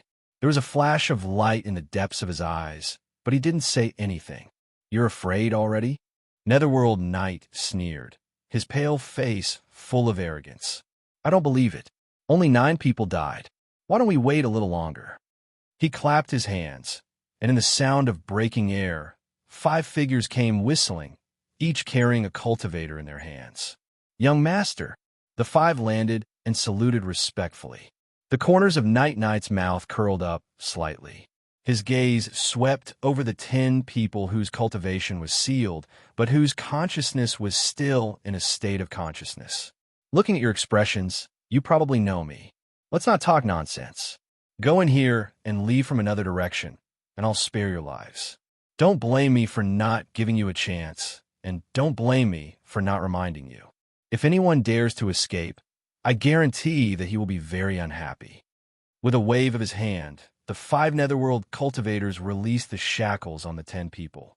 Their eyes were pleading as they swept over the eldest senior apprentice brother, 9 heads, the crown prince of the heavenly palace, and the others. They didn't get any response. Knowing that they couldn't escape this disaster, the 10 people gritted their teeth and rushed out. Given the current situation, they could only fight. Night suddenly turned around, and his gaze fell on the eldest senior apprentice brother. The corners of his mouth curled up slightly. The one with the surname Gao.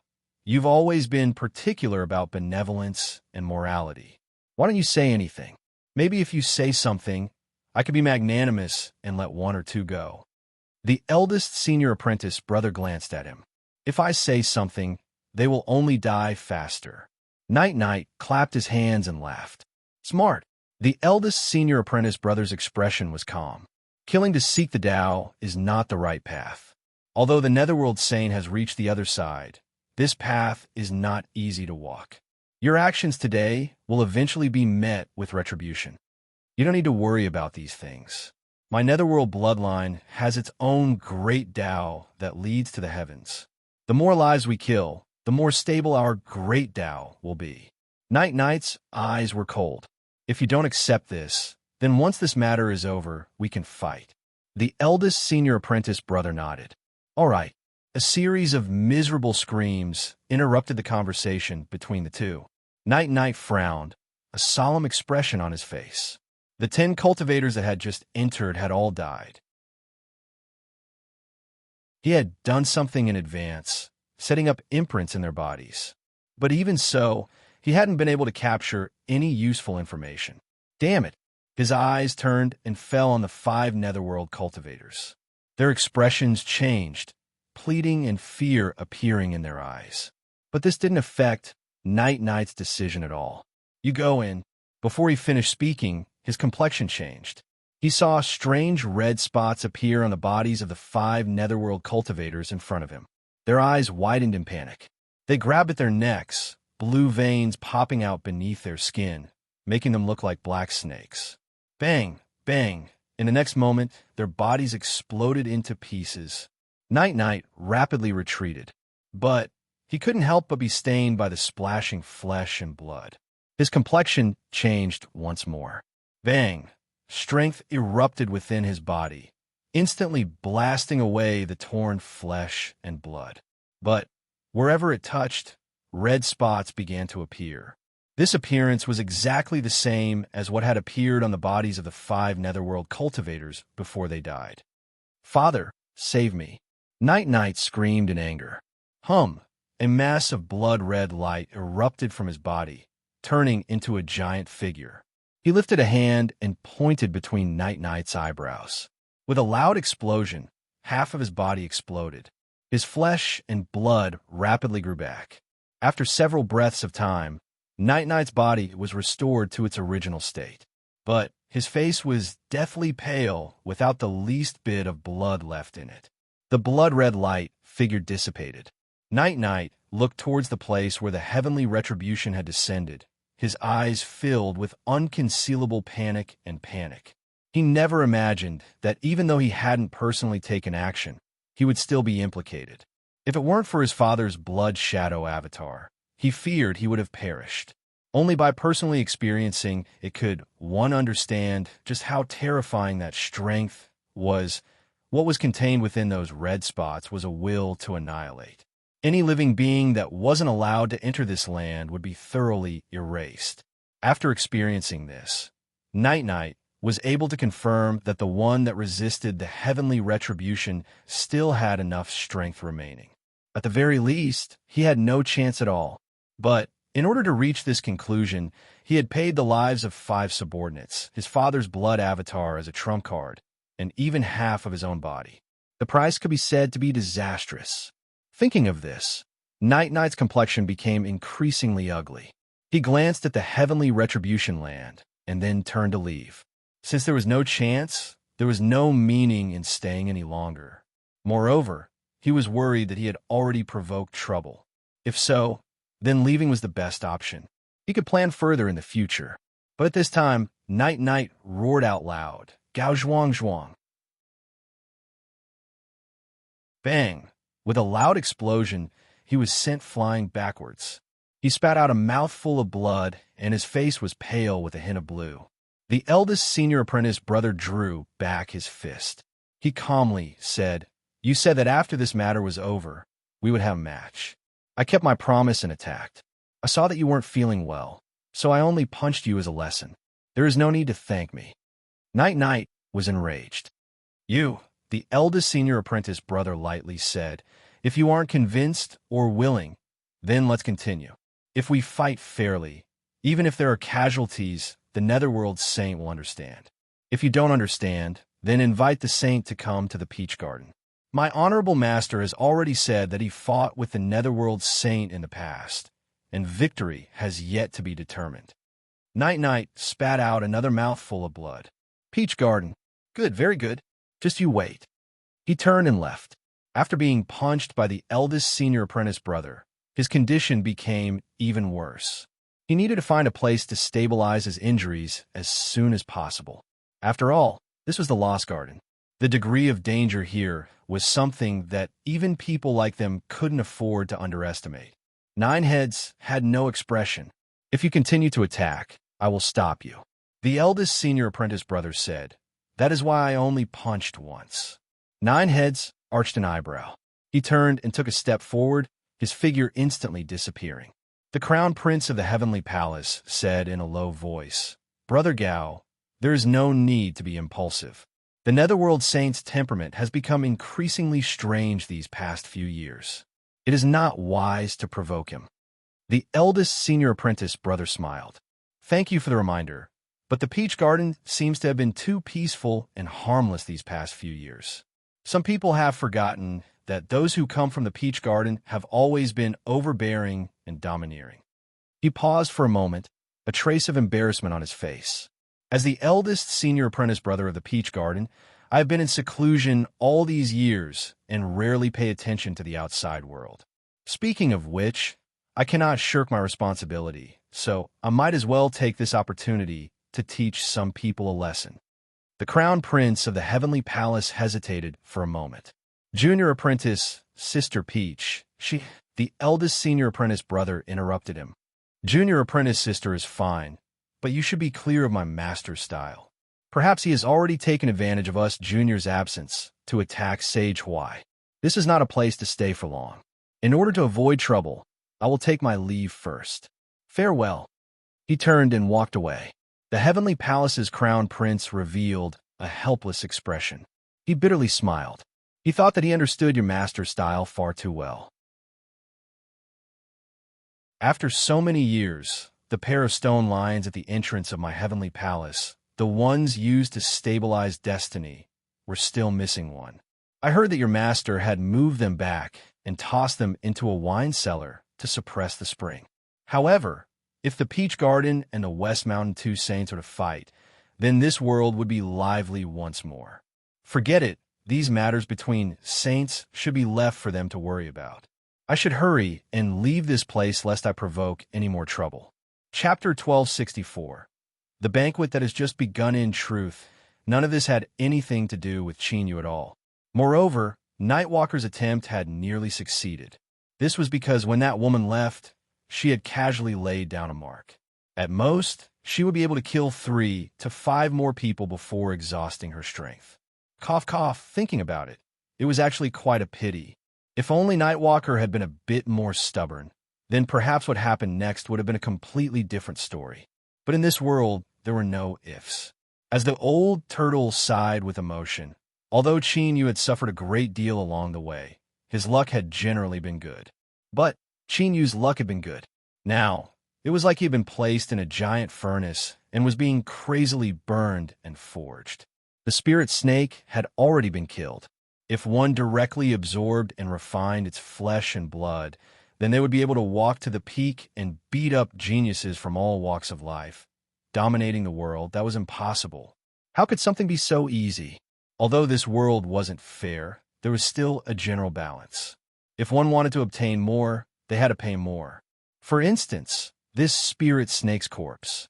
After its consciousness was erased by the soul shredder, it was indeed a sparkling treasure. But this treasure was far too great. If one wanted to eat it, not only did they need a good appetite, but they also needed to pass a test ahead of time. For instance, they had to withstand the extreme heat contained within its flesh and blood. If they couldn't even withstand this temperature, then they wouldn't even have the qualifications to eat it. Or, even if they forced themselves to eat it, they would only end up with their intestines rotting away. Strictly speaking, this couldn't be considered a test aimed at Chinyu. Rather, it was more appropriate to call a game of climbing chairs. The dining table was already prepared, but first, one had to have the ability to sit on the dining chair before they could start eating. Chinyu was unconscious. Although he was spared the pain of the flesh and blood, he didn't know what sort of situation he was facing right now, nor did he know how to deal with it. He entered the spirit snake's body through the wound. As the flesh and blood wriggled, he was pulled all the way to its heart and entered it. The spirit serpent is very big and thick. We've talked about it before, but it's hard to directly describe its size. Now, there was a better way to describe it. Because the spirit snake was large, its heart was naturally large. The unconscious Chinyu lay within it, as if he were sleeping in a large and spacious house. But unfortunately, this large house wasn't friendly at all.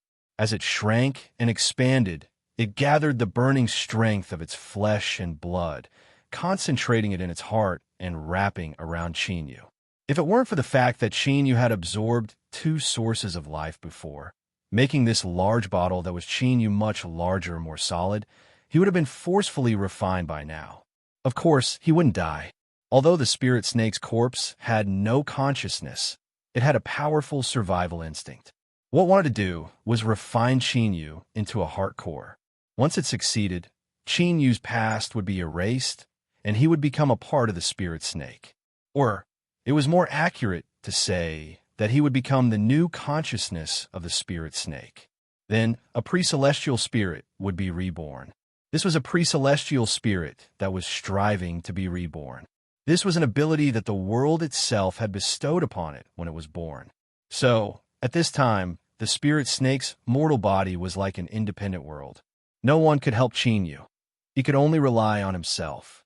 Within the giant spirit snake's heart, a burning strength that was so red that it was nearly black wrapped around Chinyu, forming a coffin shape. Within it, Chinyu's mortal body began to melt. His skin and flesh and blood began to turn into a liquid state. Then, without accident, he would slowly melt like ice cream beneath the blazing sun. He would be absorbed by the spirit snake's heart and finally condense into a heart core.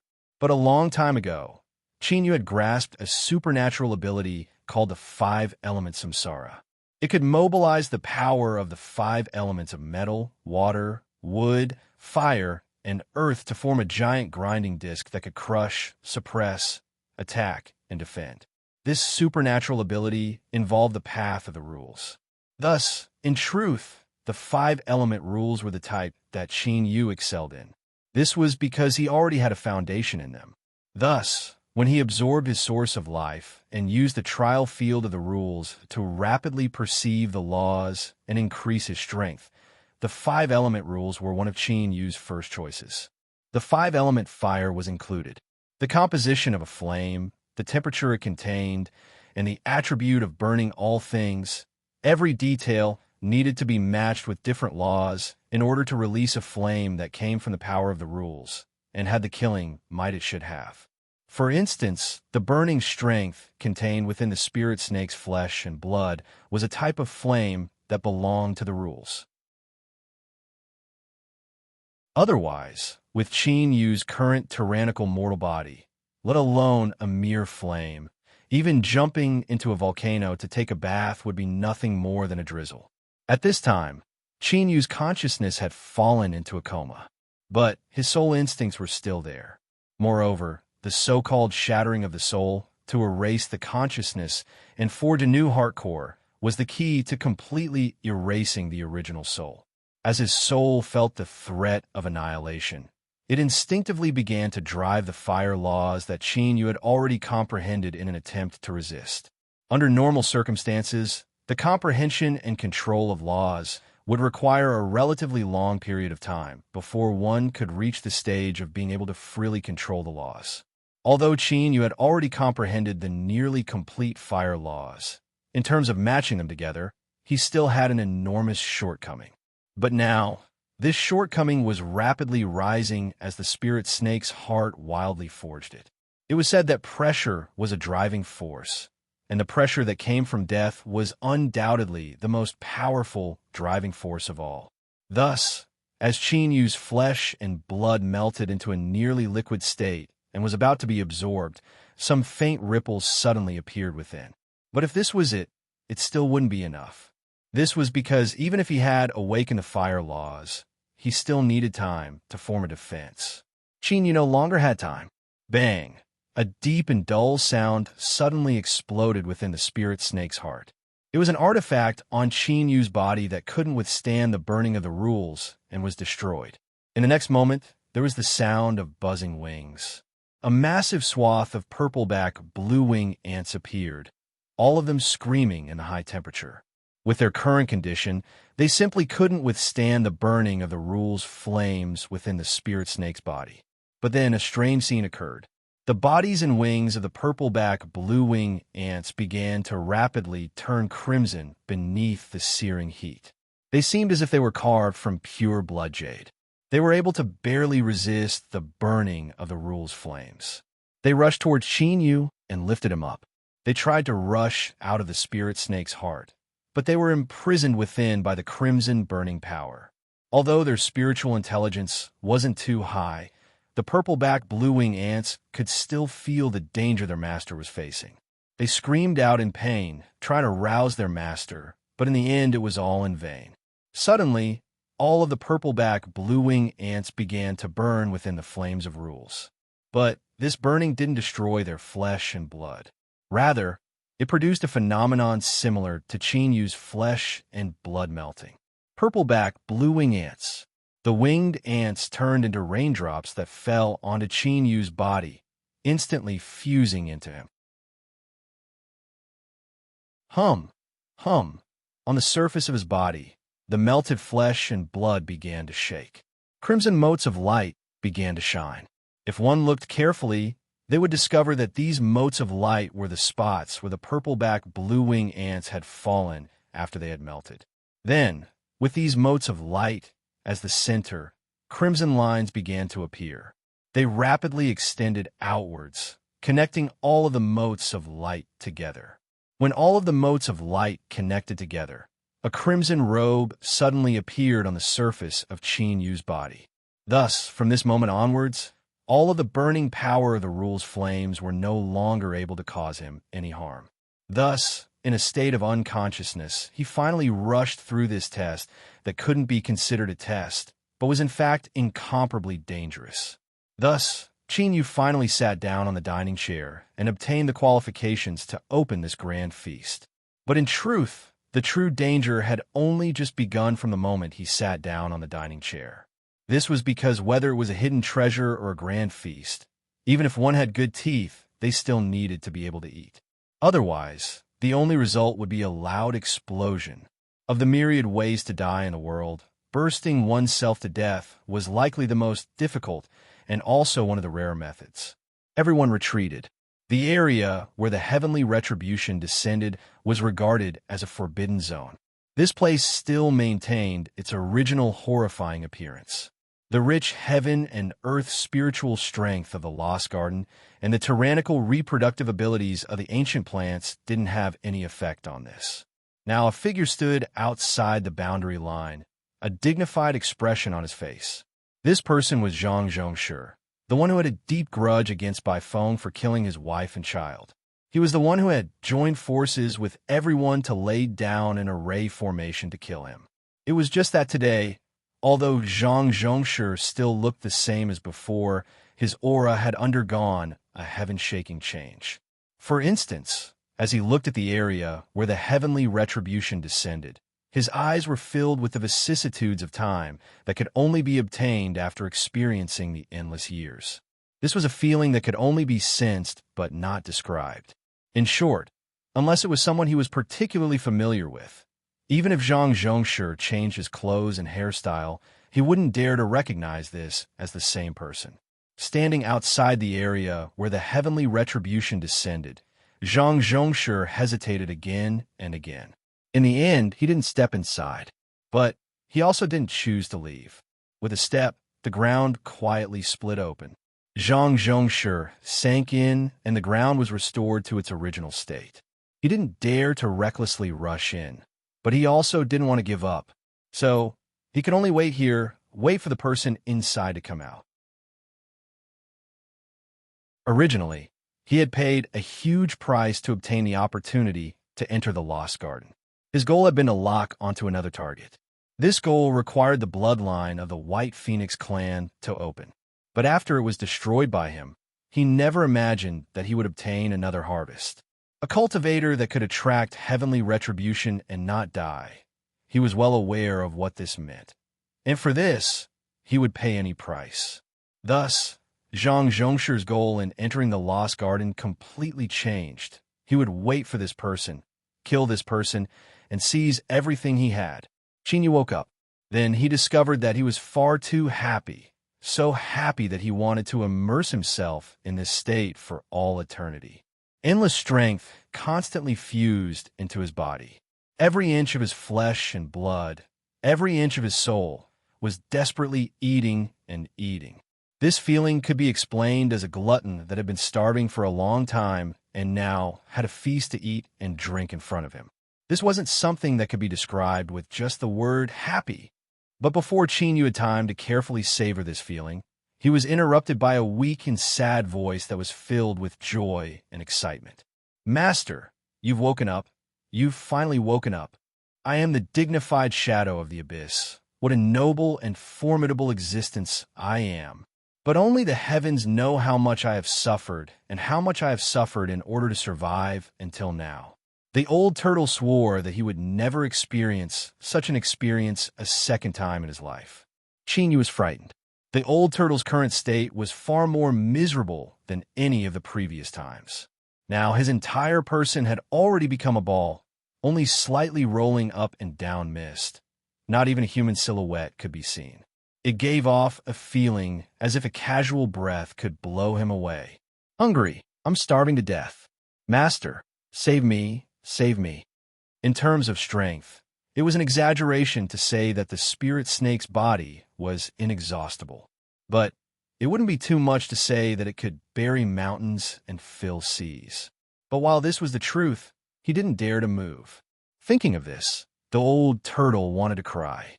Put yourself in his shoes and think about it. A person struggling on the edge of starvation, and there was clearly a feast in front of them that they could eat just by opening their mouths. But they had to forcefully endure it, not even daring to take a single bite. There was nothing that could be done. Who told that woman to be far too terrifying? She was someone that could even smash apart heavenly punishment. She absolutely couldn't be provoked. No matter how it was said, this was a cruel torture, a torture that could absolutely take a person's life. "I'm too miserable. I'm so miserable that I've lost all interest and hope towards the future and towards life. I'm just bragging."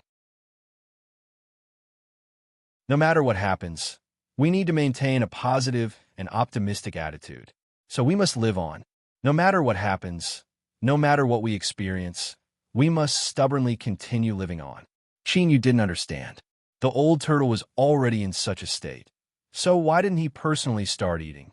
But in this current situation, he feared that if he said a few more words, he would completely dissipate. After all, for him to be able to smoothly eat this feast this time, the old turtle had contributed greatly. No, the one who contributed the most is a woman. I owe her a huge favor, so much so that no matter what happens in the future, I have to be willing to work like a slave for her and accept her endless exploitation over and over again. Qinyu's complexion changed, and his heart filled with horror. Just what was going on? How could I have such terrifying thoughts? Not only did I have such thoughts, but the most important thing is that I firmly believe in them. Even now, when I think about it, I still feel that I should be her slave. Fuck, just what is going on? Qinyu was startled, and the old turtle suffered. Sometimes things are like this. In an incomparably difficult moment, it might not be too difficult for a person to persist for a little longer. But what if you were given a glimmer of hope to be freed, But in the next moment, that hope was taken away. This massive psychological gap would cause the distress you were enduring to instantly swell up, enough to collapse the will of the vast majority of people. Now, the old turtle had suffered this sort of critical blow. He originally thought that everything he had experienced was the greatest tragedy in the world. But he never imagined that this tragedy could continue to escalate. Chinyu, how could you do this to me, to a loyal and devoted minister who fought to the last breath for you? Rage blazed, and his consciousness wavered. The old turtle was instantly stunned. He could clearly feel that in that moment just now, he had almost completely dissipated. Fuck, that was true death. As a shadow, once he dissipated, there was no way to reverse it. If I'm scared, I'll admit defeat. If I'm angry, then hurry up and fuck off. I want to be a bootlicker. I want to wag my tail and beg for mercy. Master, save me. I beg you to hurry and save me. I really can't hold on any longer. This little turtle is about to die. What was a turtle? As long as he could live, he could even be green. Chinyu struggled to regain his composure from his self-doubt and denial. With a thought, a portion of the strength he had absorbed into his body suddenly separated out. Who? The old turtle let out a long, drawn-out breath, as if he wanted to vent out all the fear and despair that had accumulated in his heart. It was to the point that people couldn't help but worry that he might choke himself to death because he exhaled too much. Chinyu patiently waited for the old turtle to finish. Then, he said in a low voice, "Before I fell unconscious, I seemed to have seen a woman. But my impression of her has become extremely vague. I only remember that I owed her a great favor. Is that true? What nonsense! Of course there was. If it weren't for that woman helping out, we would all be nothing but dregs right now." But while the truth was like this, the old turtle rolled his eyes and completely stripped himself of all responsibility. Master, you've already seen for yourself that my condition is like this. I'm desperately trying to survive, so how could I be in the mood to sense what's happening in the outside world? So, I don't know what you're talking about. Chinyu's complexion darkened. You don't know? Are you sure? The old turtle's heart raced like thunder. There was nothing he could do about it. Right now, his life was in Chinyu's hands. If he wasn't happy and lost his supply of strength, he would immediately return to a state of near collapse. To speak the truth, that was impossible, absolutely impossible. Although there were risks in lying to Chinyu, the chances of passing weren't small. If he really said anything about that woman, then he would truly die. So, after hesitating for less than half a breath of time, the old turtle shook his head. I don't know. I really don't know. Chinyu was skeptical. He hesitated for a moment, not speaking again. In truth, his memories were extremely vague, and he felt as if he had just been dreaming. But this was only a dream, and yet he felt as if he owed someone a great favor and even had to repay it with his life. This was just too ridiculous. Chinyu's intuition told him that there was a problem. There was definitely a problem here. The old turtle was afraid that he would ask more questions. He coughed and quickly changed the topic. Master, you've woken up. You should hurry and think of a way to survive this hurdle. The spirit snake banquet has already begun. You cannot stop it, nor can you leave the table ahead of time. Either you eat everything you can and obtain great benefits, or you explode from eating too much.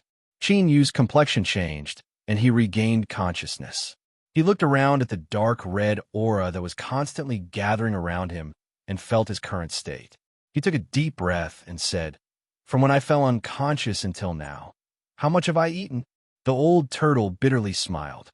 "I was too weak before, so there was no way to estimate.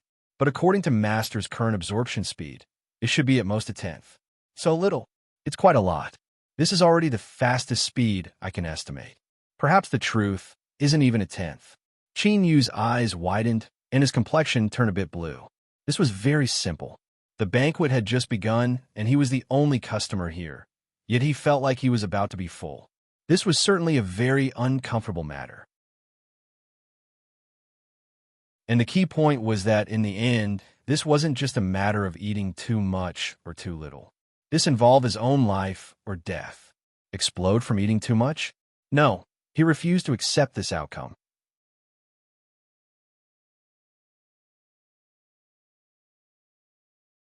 Chapter 1266. If he didn't want to be stuffed to death, he could only save himself. Chinyu's first thought was to find someone to share the burden with him. At this time, it was better not to worry about the hidden treasures. If he couldn't survive, so what if everything was his? Moreover, those that could share the burden with him were helpers. The stronger they were, the more useful they would be in the future. Without hesitation, Chinyu made his decision. The old turtle was happy about this. After all, he was so weak that all he had left was a layer of skin, and he was filled with a desire to replenish his strength. But this happiness only lasted for a short period of time before turning into helplessness. This was because even if he joined in, it was far from enough to face the boundless strength contained in the spirit snake's corpse. Although he could eat to his heart's content now, it would soon turn into pain. After all, he was only a shadow. Even if he risked his life, how much could he eat? Master, don't forget the stone pagoda. This fellow's stomach isn't small. If this were a different time, a different scene, the stone pagoda definitely wouldn't have said these words.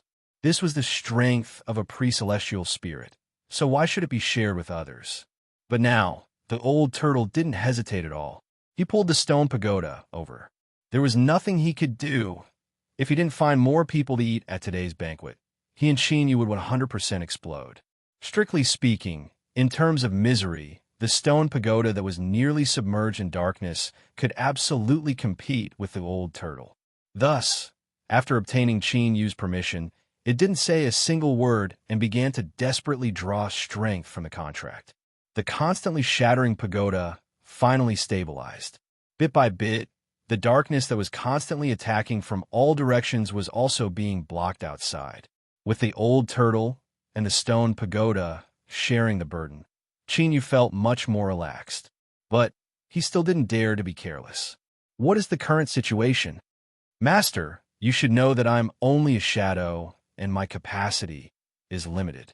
As for the stone pagoda, you might be able to eat a bit more, but at most the two of us can only help you share a third. In other words, there's at least half of the strength that needs to be resolved by Master. Chinyu rubbed between his eyebrows, a bitter taste in his mouth. This was only 10%. Not only had he completely recovered from his injuries, but he was also full from eating. How could he resolve the remaining 50%? It seemed that no matter what he did, he would still find it hard to escape death. Could it be that he was destined to be a pitiful person who forcefully ate himself to death? Just thinking about it made him sad. Cough.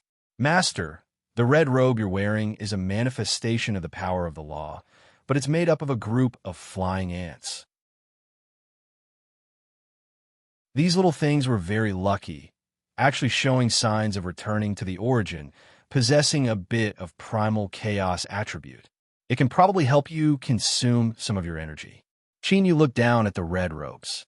The moment he woke up, he already knew what had happened to him. The purple-back blue-wing ants had already disappeared, returning to the robes covering his body. However, they didn't die, but rather switched to a different method of survival. With a thought, his red robes began to shine with a blood-red halo of light. Crimson jade phantoms appeared, flapping their wings with all their might as they screamed and began to absorb the strength that was pouring into his body. But this wasn't enough. It was far from enough. And there was no longer anyone around him that could help him share the strength contained in the spirit snake corpse. The stone pagoda's thoughts suddenly fluctuated. Master, if you want to survive, you can only rely on yourself. The only reason you can't absorb it is because you aren't strong enough and you don't have the ability to withstand it. In the current situation, the only method is to make yourself strong enough and make a bottle that can hold a mountain or sea. Then, you will naturally be able to eat the spirit snake. Chinyu angrily waved his hand. I know what you're saying, but isn't forging a bottle something that can be done in a day or two? How could there be enough time? Not necessarily. Two voices spoke up at the same time. The old turtle's heart chilled. This damned stone pagoda, it really couldn't hold back and wanted to jump out to fight for power with him? The stone pagoda was thinking that the mysterious aura around Qin Yu wasn't an ordinary character. To defeat him and become the one that Qin Yu placed the most importance on wouldn't be easy. Qin Yu didn't have time to consider the thoughts of this shadow and tower. He said in a low voice, "If there's a way, then say it. The situation is clear. I won't be able to last much longer." The old turtle said, "Body of rules." The stone pagoda said, "Forge the heavens." They spoke up at the same time. Qin Yu furrowed his eyebrows. "You speak first." The one he chose was the old turtle. This was normal. After all, they had worked together for a long time, and he was certainly more trustworthy. The stone pagoda fell silent. He was already prepared for this, but he wasn't too worried, because his method was absolutely the most effective for the time being. The old turtle coughed. The impression he had left behind in Qin Yu's mind was beginning to take effect. He had to continue maintaining it and not allow any mistakes to occur. After organizing his thoughts, he slowly said, "There's one thing that is correct. Forging a bottle that is large and sturdy enough is the best solution right now. And what I will give Master is the fastest and most effective method of forging a bottle." The body of rules is a cultivation method that appeared in the abyss a long time ago. To put it simply, it is to constantly fuse the rules into the mortal body. As the number increases, the mortal body will become increasingly strong. Finally, it will become a part of the entire world, an existence similar to a pre-celestial spirit. From the sounds of it, it was similar to the true divinity path. Qin Yu hesitated for a moment. "Stone pagoda, what is your method?" The stone pagoda, "Everything I wanted to say has already been said by some bastard. What else can I do? Damn it, he actually knows this method. No, I can't admit defeat like this." The current situation was already extremely clear. As long as Qin Yu survived this trial, his future prospects would be limitless. Such a Qin Yu was definitely worth fighting for and winning over. "Master, when I said forging the heavens, I meant tempering the mortal body into an existence comparable to the heavens. The general principle is the same as what the old turtle said." The old turtle sneered, a look of disdain on his face. "So you have nothing else to say. So you actually copied my words. You are simply shameless to the extreme. But no matter what you said, even if you spat out a flower, Qin Yu knew in his heart just who was the original creator here. Just what qualifications do you have to fight with me?" The stone pagoda didn't seem to feel the ridicule and disdain from the old turtle. His voice was calm. "Fusing the rules into the flesh and blood in an attempt to forge the mortal body into an existence comparable to the heavens and earth, or, to put it more bluntly, it is to form a small world of its own. This is not permitted by the will of the world. Thus, this process is not only dangerous but also excruciatingly painful. There's almost no one that can smoothly persist through it. I believe that a certain tortoise must be clear about this. Otherwise, this kind of body forging method that has appeared in the past otherwise, how could this body forging method that once appeared disappear without a trace? After all, as long as one isn't blind, they can see the prospects of this road of cultivation. To forge one's body into an existence comparable to the heavens and earth, it wouldn't be an exaggeration to say that this is the great Tao of the heavens." Qin Yu furrowed his eyebrows. The old turtle hurriedly said, "Master, what I said isn't wrong, but there are no true shortcuts in this world. Even if there are, one must pay a price in other aspects.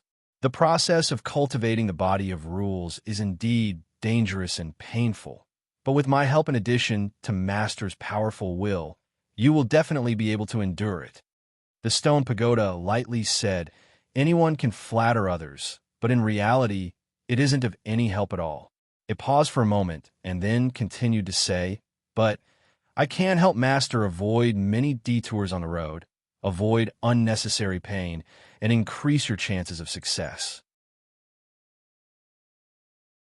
Many years ago, when the heaven forging law first appeared, I already learned of it. To put it bluntly, in the entire vast young world, there aren't many people that can compare with me in this aspect. Moreover, ever since I encountered the great calamity in the past, I was lucky enough to survive. But, thanks to Master's rescue, I was able to see the light of day once more. Then, during these lonely and desolate years, I was extremely bored. In order to prevent my consciousness from collapsing, I carefully studied the flaws of the heaven-forging law dozens of times and corrected them. Although I can't say that the heaven-forging law in my hands is perfect, as long as Master cultivates according to my guidance, Master will definitely be able to achieve twice the results with half the effort. He was stunned. The old turtle never imagined that this damned stone pagoda would have such a trick up its sleeve. It actually managed to reverse the situation so quickly. Looking at Qin Yu's complexion, it was clear that he was tempted. How hateful!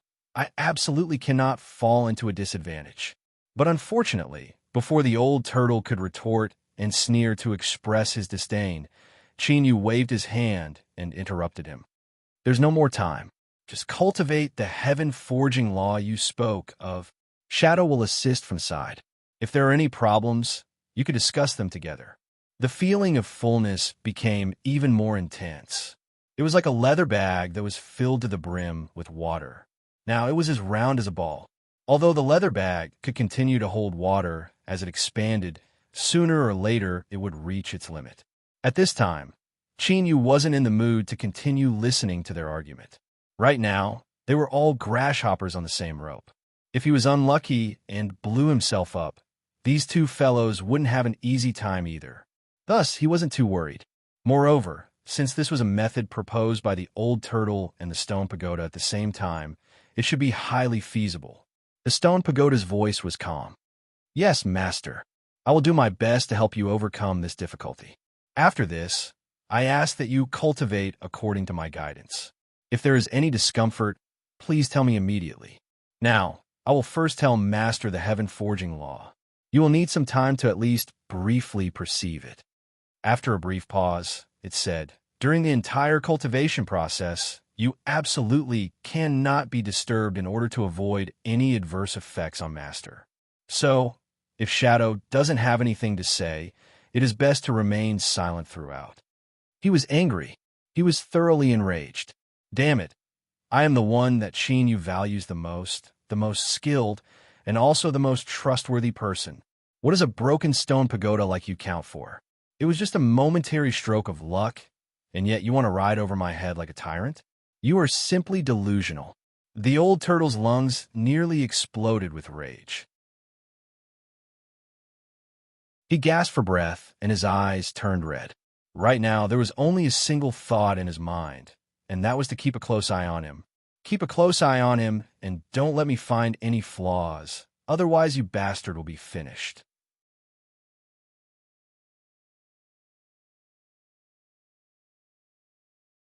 Chapter 1267.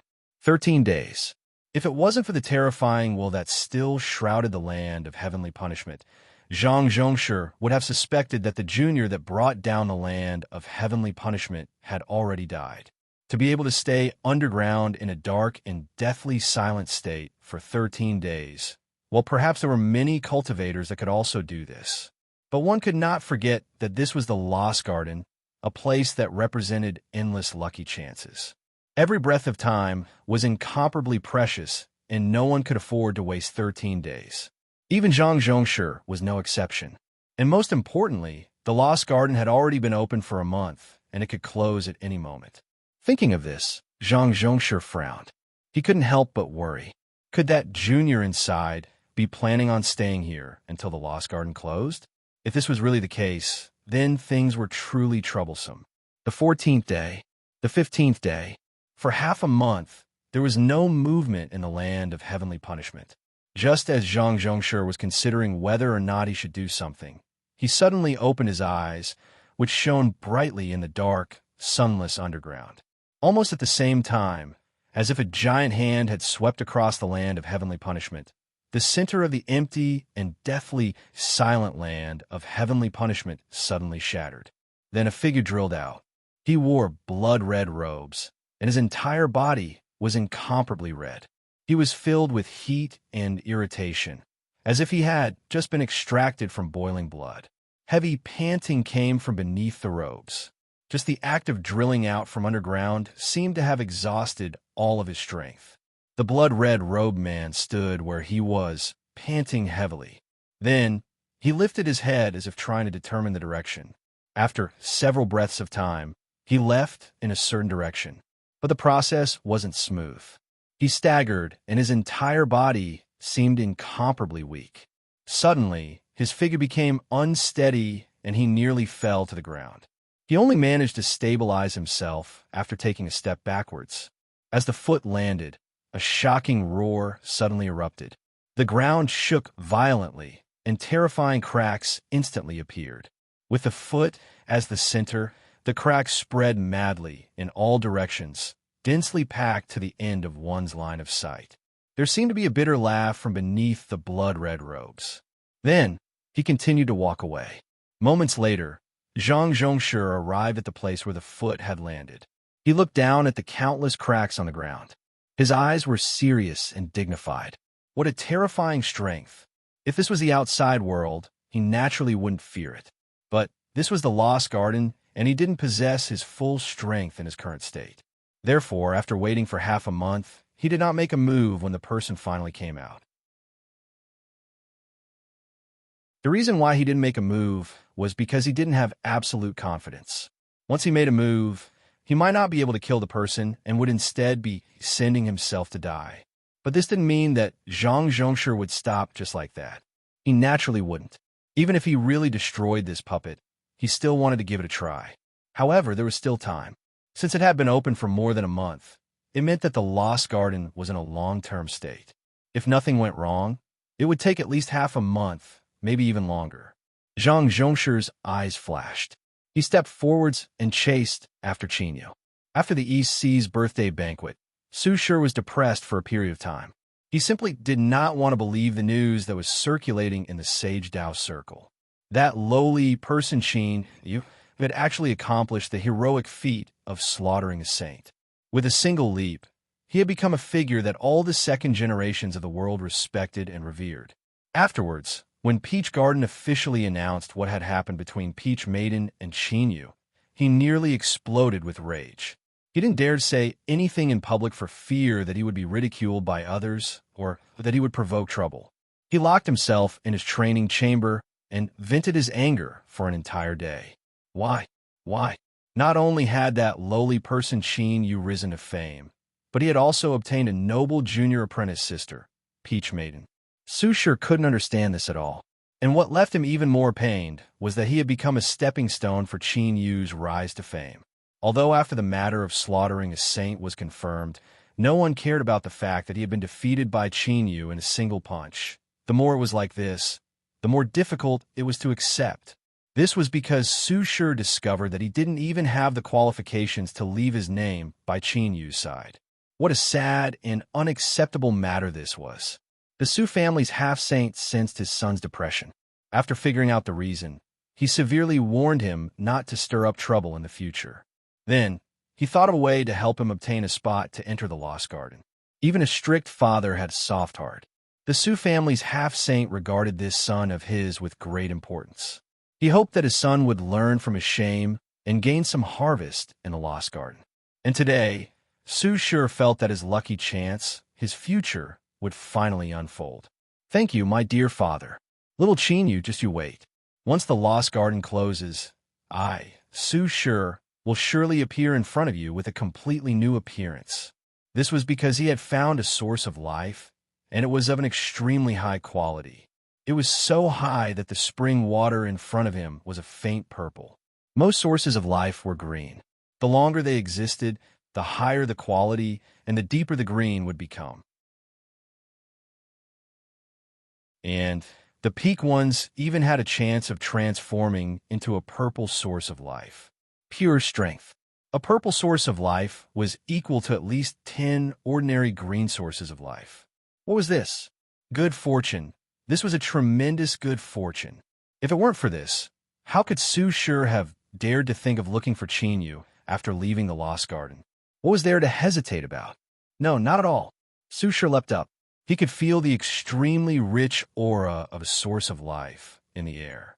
He could also feel the gentle breeze brushing past his cheeks and the fluctuations of his clothes. Closer, closer.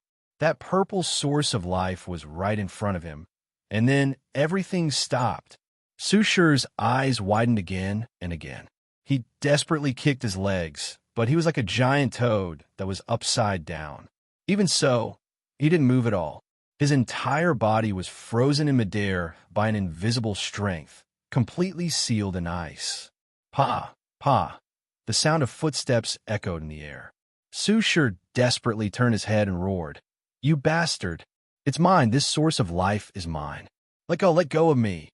But unfortunately, the owner of these footsteps didn't seem to have any intention of speaking to him, nor would he allow himself to be delayed. A smear of blood-red light appeared in front of him. This person was covered from head to toe in blood-red robes. When he saw him, he froze. Sushi struggled even more fiercely. "You know me? You must know me. I am Sushi, and my father is a half-sage. If you dare to steal my source of life, the Su family will never let you off." He wasn't an idiot. He knew that if he said these words at this time, the greatest possibility was that he would be silenced by someone else. But an impulsive and easily angered person had a fiery temper that couldn't be suppressed by reason. Once freed, they were like wild bulls. And most importantly, this purple source of life could be said to be Sushi's greatest good fortune besides his reincarnation. It could even change his destiny and make his future infinitely bright. But now he was frozen in midair, just a foot away from the source of life. Yet, he couldn't move at all, as if he were separated by the heavens and earth. How could he not go insane? The blood-red robed man looked away and continued to walk towards the source of life. 1 step, 2 steps, 3 steps. He was about to enter. Sushi cursed loudly. But this time, as soon as he opened his mouth, he was hit in the head. Bam! He flew out and fell into a coma. On the other side, the blood-red robed man stopped. He muttered to himself, "He seems a bit heavy-handed. He is at least an acquaintance, and he stole something from someone else. Forget it, since he's not dead. It's fine as long as he's alive." He stepped into the source of life and instantly sank into it. A light purple layer of ice instantly condensed. In the next moment, a surprising scene appeared. The purple layer of ice suddenly disappeared from sight. If it weren't for the fact that there was a giant hole in the ground, one would have suspected that what they saw just now was an illusion. In a daze, after an unknown period of time, Sushi suddenly jumped up and roared, "You bastard, don't touch my source of life." Then, not too far away, he saw a giant hole in the ground. As if he had been struck in the head, Sushi felt the world spin around him. With a thud, he fell to the ground once more. Immediately after that, sorrowful cries and curses reverberated in the air like a river bursting its banks. If curses could kill, you would have died a horrible death. But unfortunately, it couldn't. But even so, his current situation was still very uncomfortable. A purple source of life did contain a powerful strength, but after experiencing the despair of not being able to eat the spirit snake, it was only ordinary in Yu's eyes. That's right, as you can see, Yu survived. He managed to preserve his life at the spirit snake banquet. As for his body of rules, he barely succeeded. Otherwise, it would have been impossible for him to eat it all. But since he barely succeeded, that meant there were still some problems. Cough, cough, fine, the problems weren't small. For instance, the blood-red robes on Yu's body. This was because they were blood-red to begin with, and also because they had absorbed enough blood. Yu's current state could be seen as a puppet that had been smashed to pieces and then pieced back together. That wasn't too appropriate. Or perhaps it was better to say that he was a bag of explosives that had been buried with mines. In short, he had barely managed to condense his body of rules. In an imperfect state, he had forcefully swallowed up too much strength, resulting in his current situation. For instance, Yu's body was on the verge of collapse at any moment. Beneath his blood-red robes was a terrifying scene, his flesh and blood collapsing and regenerating at any moment. It was just that Yu felt that his blood was far too precious. He had risked his life to obtain it, so he couldn't waste it. Thus, he had the purple-back blue-wing ants eat it, causing his blood-red robes to become increasingly red. To put it simply, although Qin Yu hadn't been stuffed to death, he was in an extremely bad state. He had to continue searching for the source of life and absorb its strength to maintain his body of rules from collapsing. At the same time, he had to think of a way to repair himself. Qin Yu had some impression of this fellow Su Sure. But how should he put it? Even if his luck wasn't too good, Qin Yu's current state, in order to preserve his life, let alone Su Sure, even if his eldest senior apprentice brother were here, he would have given him a sneak attack. But the truth was that even the purple source of life couldn't substantially improve Qin Yu's current situation. The collapse of his body of rules had been temporarily suppressed, but this was only temporary. In truth, to completely repair it was far more difficult than imagined. According to the old turtle, this was the price one had to pay in order to kill a pre-celestial spirit. Whether it was the difficulty of killing the spirit snake, the terror of the heavenly retribution, the test after killing it, the life and death crisis of refining its flesh and blood, or even the possibility of dying at any moment after succeeding. A pre-celestial spirit was born along with the world and possessed certain attributes that were similar to the world. To put it bluntly, killing the spirit snake was no different from killing a simplified version of the world's avatar. There was no price at all. Haha, just what were you thinking? Killing a saint would result in the punishment of the heavens and earth, much less what Qin Yu had just done. It was already a miracle that he was still alive. Qin Yu clenched his teeth.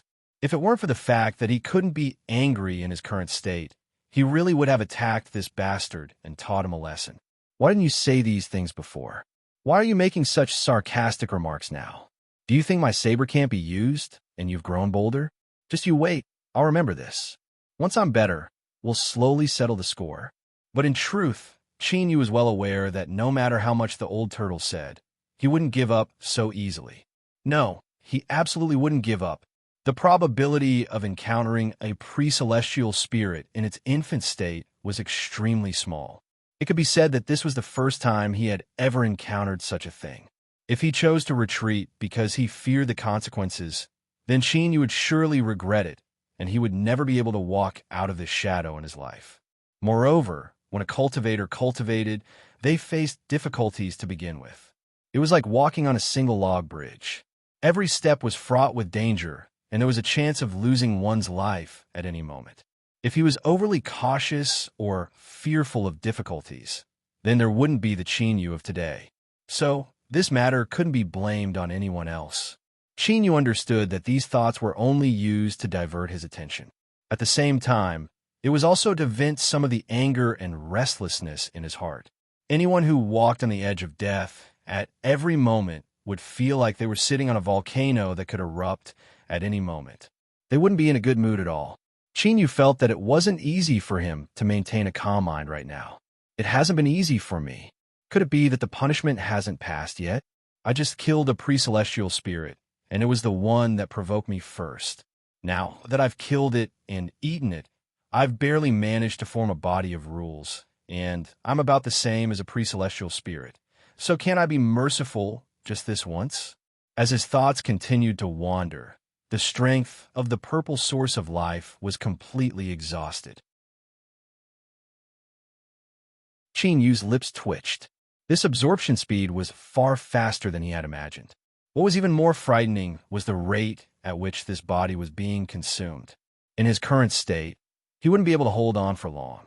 The body of rules collapsed, and Qin Yu died.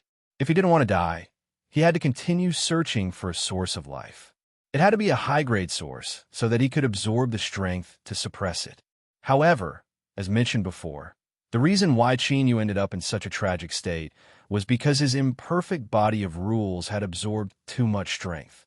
Therefore, the phrase quenching thirst with poison was probably very appropriate to describe Qin Yu's current actions. Absorbing the source of life to suppress the collapse of the body of rules, and then the more strength his body absorbed, the greater the hidden dangers of the body of rules, and the higher the risk of collapse. This was a vicious cycle. Qin Yu was very clear about this, but he had no choice. He could only take it one step at a time and hope that he could find a turning point in the future. He couldn't delay any longer. Time was too precious now. Previously, he thought it was precious because he had to search for the source of life with all his might. Although it was the same now, and he had to continue searching for the source of life, the meaning had completely changed. One was to become stronger, and the other was to save his life. It was obvious that it was getting harder the more he went. As mentioned before, the Zhang family that Zhang Zhongshi came from was quite famous in the vast Yang world. To be able to enter the Sage Dao circle with no Sage Dao talent and be respected by everyone, this was a demonstration of their strength. In addition, the matter of him killing Bai Feng had not yet spread in the Lost Garden, so Zhang Zhongshi's credibility was still very high. Therefore, he easily found his first transaction target. The reason was that he could faintly sense the aura of the source of life through the power of the Zhang family's secret array. However, this method violated the rules of the Lost Garden, so he couldn't do it himself, otherwise he would be punished. Therefore, Zhang Zhongshi needed a partner. The two of them would work together to search for the source of life. The specific distribution rules were very detailed, so detailed that it was easy for the partner he chose to cooperate with to believe that he had already made preparations and wasn't just spouting nonsense. There was no need to elaborate on the specifics. In short, after a secret discussion, the chosen partner quickly left with an excited expression. As he watched this person leave, the smile on Zhang Zhongshi's face gradually faded, leaving only a cold indifference.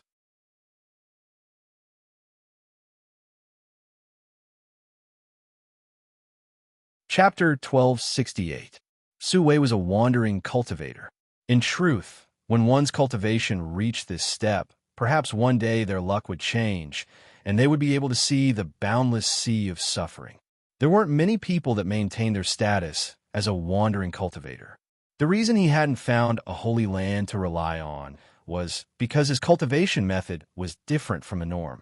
To put it simply, he needed to constantly pluck, cough, cough. That's right, that's what you're thinking right now. In truth, Su Wei's cultivation method couldn't be considered evil or evil. Rather, it was beneficial to both sides and could be considered an orthodox dual cultivation method. Even so, it didn't sound good. In addition, Su Wei also had some scruples in his heart, so after a while, he had been delayed.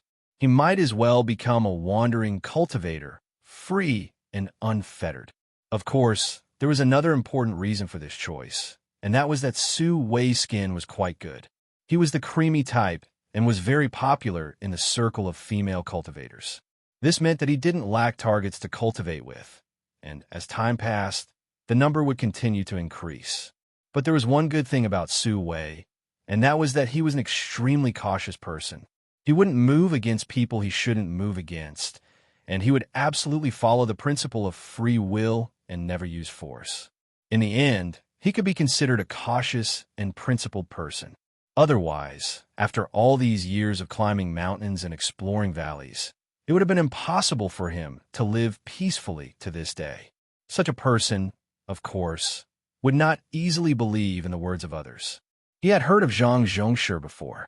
After all, he had violated several taboos of the Peach Garden, and there weren't many people that could live peacefully.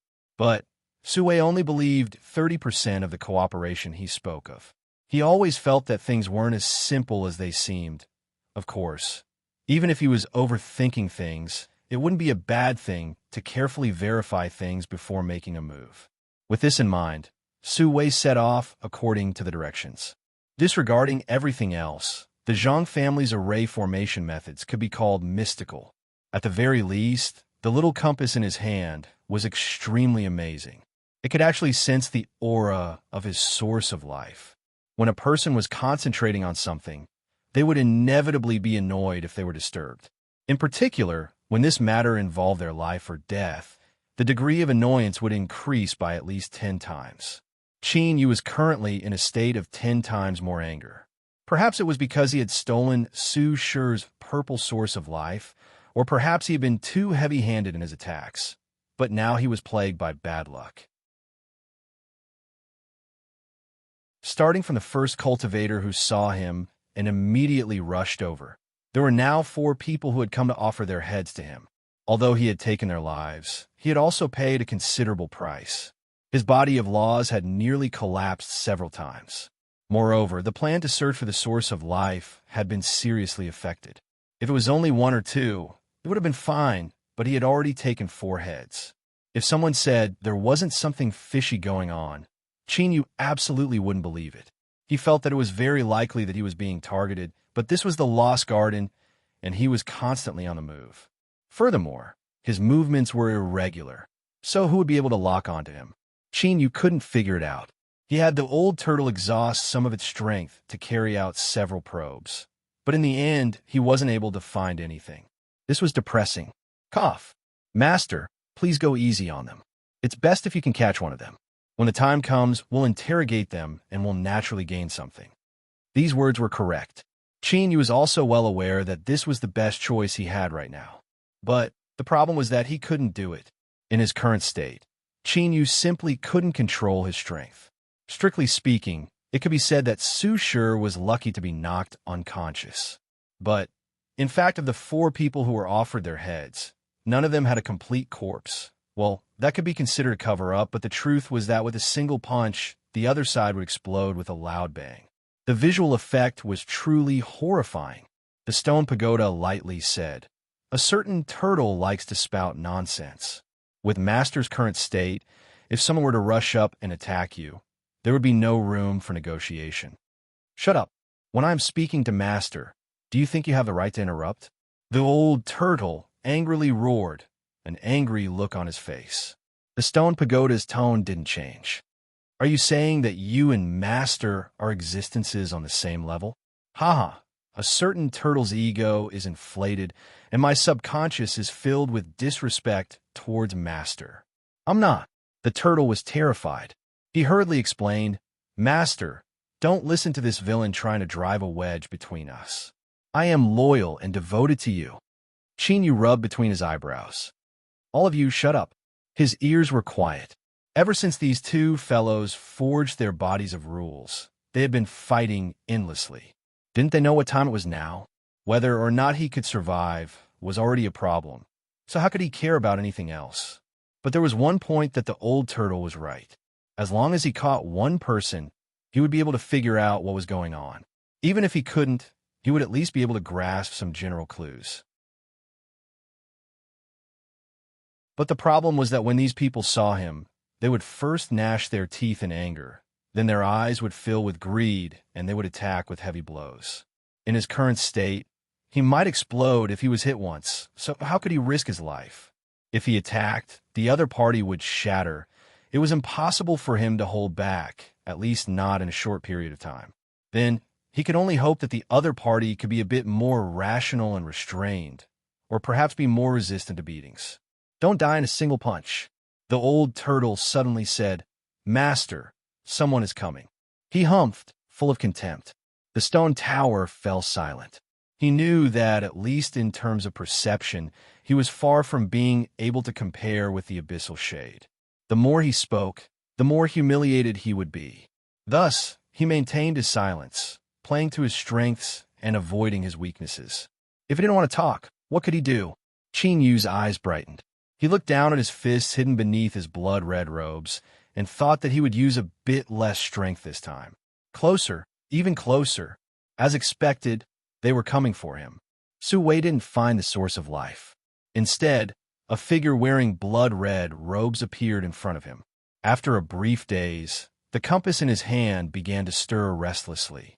An aura was captured and fell into his senses. The aura of the source of life. At this moment, Su Wei frowned and cursed inwardly. It seemed that the source of life that Zhang Zhongshi had discovered had already been found by this person. How hateful! At this time, his heart was filled with regret. He thought that if he hadn't had doubts in his heart, he would have been able to rush here a bit faster, and perhaps he wouldn't have missed out on the source of life. A trace of anger burst out from the depths of his heart. It was like several sparks falling onto a dry grassland in late autumn, instantly setting the prairie ablaze. Damn it, this person had to die. In particular, the blood-red robed figure seemed to be in a poor state, and his aura was incomparably weak. From the looks of it, he had been injured. Good, this was simply too good. While he was sick, he could take his life. This was simply a heaven-sent opportunity. If he killed the blood-red-robed figure and obtained his corpse after refining it, he would definitely be able to extract a portion of the source of life's strength and restore his own losses. Who? Who? Su Wei's breathing became heavier, and his eyes blazed with a cruel heat. He could faintly feel that something wasn't right, but the anger in his chest made it impossible for him to calmly think. With a loud bang, Su Wei instantly rushed out. Beneath the blood-red robes, Qin Yu revealed a helpless expression. He had come again and again. Did he really look like he was easy to bully? Otherwise, why would everyone who saw him have such an impatient expression, as if they wanted to rush up and kill him? Stop! Qin Yu roared. But it was clearly futile. With a helpless look in his eyes, he punched out. Bang! The air suddenly twisted, forming a pale, white mass of air that could be seen with the naked eye. It was over. He hadn't held back again. The person rushing over from the opposite side was instantly sent flying. Based on previous experiences, he would immediately explode with a bang. But this time, there seemed to be something different. With a dull thud, Su Wei smashed a deep pit into the ground. He lay there, his eyes wide open as if he hadn't yet reacted. Gotcha! With a light sound, a jade archive hanging around his neck broke into two pieces. In his life, Su Wei had enjoyed many fragrant and soft pleasures. It wouldn't be an exaggeration to say that his luck with women was off the charts. And what was most amazing was that besides having a good outer appearance, he also had a high IQ and EQ. This also caused Su Wei to not only be able to float around in a sea of flowers, but also obtain harvest from them. For instance, the reason a wandering cultivator like him was able to obtain a spot to enter the Lost Garden was because a certain woman had helped him. Another example would be the broken jade archive that hung around his neck. It was a treasure given to him by the daughter of a noble family. Su Wei was someone who knew what was good and what was bad. He certainly knew that this treasure was a true treasure. He had diligently served it, and since then, it had never left his side. But today, this death substitution jade pendant that was said to be able to block a calamity for its master had actually shattered like this. Didn't that mean that he had already died once just now? If it weren't for this jade pendant, there was a high chance that he would be the one to shatter now. Whatever killing intent or anger or anything else, all of it was instantly erased. Su Wei's forehead was covered in sweat, and his complexion paled. Still alive? So it was the death substitution jade pendant. What a good thing. The blood-robed man walked to the edge of the pit, his voice low and hoarse. But I guess that you only have this piece on you. So if I attack you again, you should die. More sweat dripped down Su Wei's forehead, dripping down from the corners of his eyes. But as someone with a high IQ and EQ, he finally regained his composure. If this blood-robed man really wanted to kill him, he could have just done so. There was no need for him to speak at all. In other words, since this person had spoken, that meant he still had a chance to continue living. Fellow Taoist, as long as you can be magnanimous and spare my life, no matter what request you have, please feel free to speak. Qin Yu's eyes flashed with satisfaction. This person was actually a smart person. That was even better. Otherwise, if he were to encounter another brute similar to Su Shi, that would be a real headache. He wanted to snap his fingers, but he only thought about it for a moment before putting down this thought. In his current state, he feared that if he snapped his fingers, both his fingers would explode. He might as well get straight to the point. As long as you answer truthfully and don't hide anything, it isn't impossible for me to spare your life. Qin Yu said from beneath the blood-red robes. Speak. Who sent you to kill me?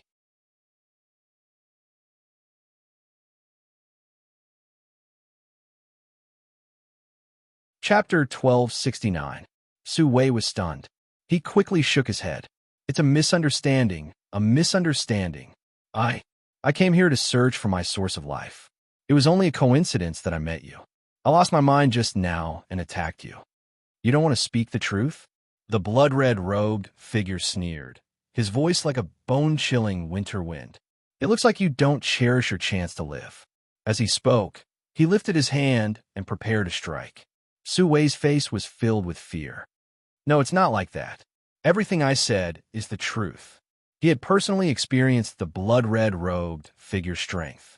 With just a casual punch, he had shattered the death substitution jade pendant. If this fist had fallen, he would have died without a doubt. Qin Yu furrowed his eyebrows. It seemed that this person wasn't lying, but there was definitely a problem here. If he had only met one person, then it could be said to be a coincidence. But now there were 5. Even a pig wouldn't believe that it was a coincidence. Qin Yu took a deep breath and drew back his fist. He said, "Tell me everything from beginning to end. As long as you know something, don't hide anything." Although time was precious, it was worth it to investigate the reason behind this. After all, if he couldn't uncover the person who plotted against him, Qin Yu would feel as if he had a fishbone stuck in his throat. Su Wei hurriedly nodded. Without hesitation, he completely sold out Zhang Zhongshi. He didn't hide anything and told him everything. As he spoke, he regained his composure. As he thought about how he had lost control of his emotions, he couldn't help but grit his teeth. Bastard. It seemed that he had most likely been tricked by this surname Zhang. So it was him. Qin Yu's heart chilled.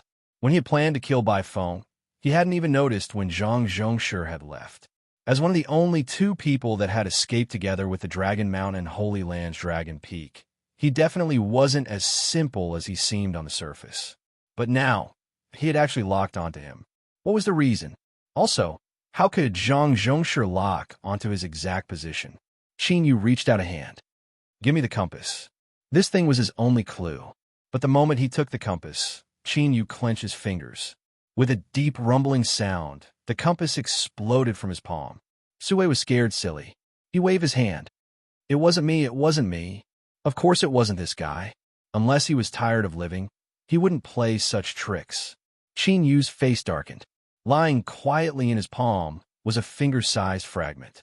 This was the last piece of the compass that was left after he had interfered and caused it to self-destruct. Su Wei had already said everything he knew, so there was no longer any value in using him. To Qin Yu, killing him would be a simple matter. He could simply lift his hand and send him to the heavens. But no matter how easy it was, it would still consume strength. And in Qin Yu's current state, saving as much as possible was the best choice. Just as he was about to wave his hand to dismiss him, the old turtle suddenly said, "Master, please wait. This person seems to be hiding something." Qin Yu said in his heart, "What? I can't sense it too clearly, but if I'm not mistaken, there should be some connection between it and the Lost Garden." The old turtle paused for a moment before continuing. "The feeling it gives me is that it's not ordinary." Qin Yu's eyes flashed. His gloomy voice sounded out from beneath his blood-red robes. "You can avoid death, but you cannot escape punishment. You have something on you that is related to the Lost Garden. Give it to me." Su Wei's heart violently shrank. He wondered just what sort of divine being this blood-robed man was that he could even sense something like this. This item was one of the main reasons why he had gone through so much trouble to obtain a spot from the little miss. It was natural for him to feel distressed, but he didn't hesitate at all. He flipped his hand and took out something that looked like a plate fragment. "I don't dare to deceive you. This is something I inadvertently obtained in my early years, and I did hear that it was related to the Lost Garden. But after I entered the Lost Garden, it didn't move at all. I ask that you carefully examine it. I absolutely do not dare to lie." After the old turtle determined it was this item, Qin Yu flicked his sleeves and put it away. He said, "Scram." Su Wei bowed again and again. Then, he turned and ran away. Qin Yu lifted his hand and revealed the compass fragment. "Think of a way to find Zhang Zhongshi through this." "Master, don't worry. Leave it to me." The stone pagoda said, "I will do my best." The old turtle curled his lips. He thought, "What can you do? In the end, you still have to rely on me." Probing and sensing had always been his specialty as a shadow of the abyss. But this time, things were a bit unexpected. The old turtle used this compass fragment as a medium to constantly magnify his perception, but in the end he found nothing. He didn't believe this and tried again. The old turtle's complexion turned even paler, as if he had been slapped in the face. Just a moment ago he had been full of confidence, but now he couldn't find Zhang Zhongshi. This was really embarrassing. The stone pagoda slowly said, "If there's no way, then give me the fragment." The old turtle sneered. "Even I can't find him. Do you think you can?" The stone pagoda said, "I don't have full confidence, but I still have to try. For better or worse, I told Master that I would do my best." There was nothing wrong with these words. Moreover, there was a bit of flattery in them. Flatter. He didn't have any strength and only knew how to shoot his mouth off. But this sort of creature had the least killing power. Humph humph. "I want to see just what you can do." With a 30% contempt and 70% sneer, the old turtle transferred the fragment to the stone pagoda. Of course, we can't demand that the stone pagoda really has a hand. In short, there's no need to be so serious. The result was a bit unexpected. The old turtle was left dumbfounded. His first thought was that this was absolutely impossible. This didn't make sense. If even he couldn't do it, then how could the stone pagoda do it? But facts spoke louder than words. The stone pagoda spoke with confidence. In the vast young world, there is an extremely profound puppet technique that can perfectly conceal one's aura within a puppet. Like this, even if the aura of the main body is sensed, it will be difficult to lock onto their specific position. Unfortunately, the puppet technique has been one of the directions I have been studying for these past years. I have more or less obtained some harvests. For me to be able to help Master today is a pleasant surprise. After a pause, the stone pagoda's voice became even calmer. Of course, if a certain turtle doesn't believe me, I can share the method with you. You could try it and see if it's true or false. The old turtle tried it, and the conclusion was true. Damn, how could there be such a coincidence? This damned stone pagoda. Why didn't he sleep after being imprisoned in the darkness? Instead, he had nothing better to do than blindly research. Everything feared comparison the most. After today's events, the stone pagoda's status in Qin Yu's heart would surely rise. But this opportunity was given to him by the stone pagoda himself. He couldn't find a target to vent his anger on even if he wanted to. The old turtle nearly blew up his lungs. But the truth was that this wasn't all. This was a rare opportunity, so the stone pagoda had to display 120% of its potential. Thus, when the old turtle was silent, the stone pagoda made some preparations and continued to say, "Master, you must be careful. The puppet technique I spoke of has extremely high requirements for the person using it." Qin Yu frowned. "You're saying that the consciousness hiding within Zhang Zhongshi's body is very strong?" "Very strong." The stone pagoda paused. "According to my speculations and the aura of the fragment, there is a high chance it is a saint." "True saint?" "Yes." Qin Yu let out a long breath. All right. He thought that the backlash from killing the pre-celestial spirit had already erupted. He never thought there would be more. For some inexplicable reason, he had once again been targeted by a true saint. Was he tired of not dying fast enough? But that wasn't right. There was no Saint Tao in the Lost Garden. This was an ironclad rule set down by the ancient organisms, and no one had ever been able to break through it. The stone pagoda seemed to sense Qin Yu's doubts. It said in a low voice, "There are no absolutes in this world. Even if it does exist, it is only within a certain relative range. With a true saint's cultivation, as long as one is willing to pay a sufficient price, it might not be impossible. But if this is the case, then how do you explain Zhang Zhongshi's plan to unite everyone to kill by phone? With a true saint's cultivation, even if it is only a puppet avatar, it shouldn't be difficult to kill by phone." The stone pagoda said, "Master might not know, but these sorts of avatars all have formidable limitations.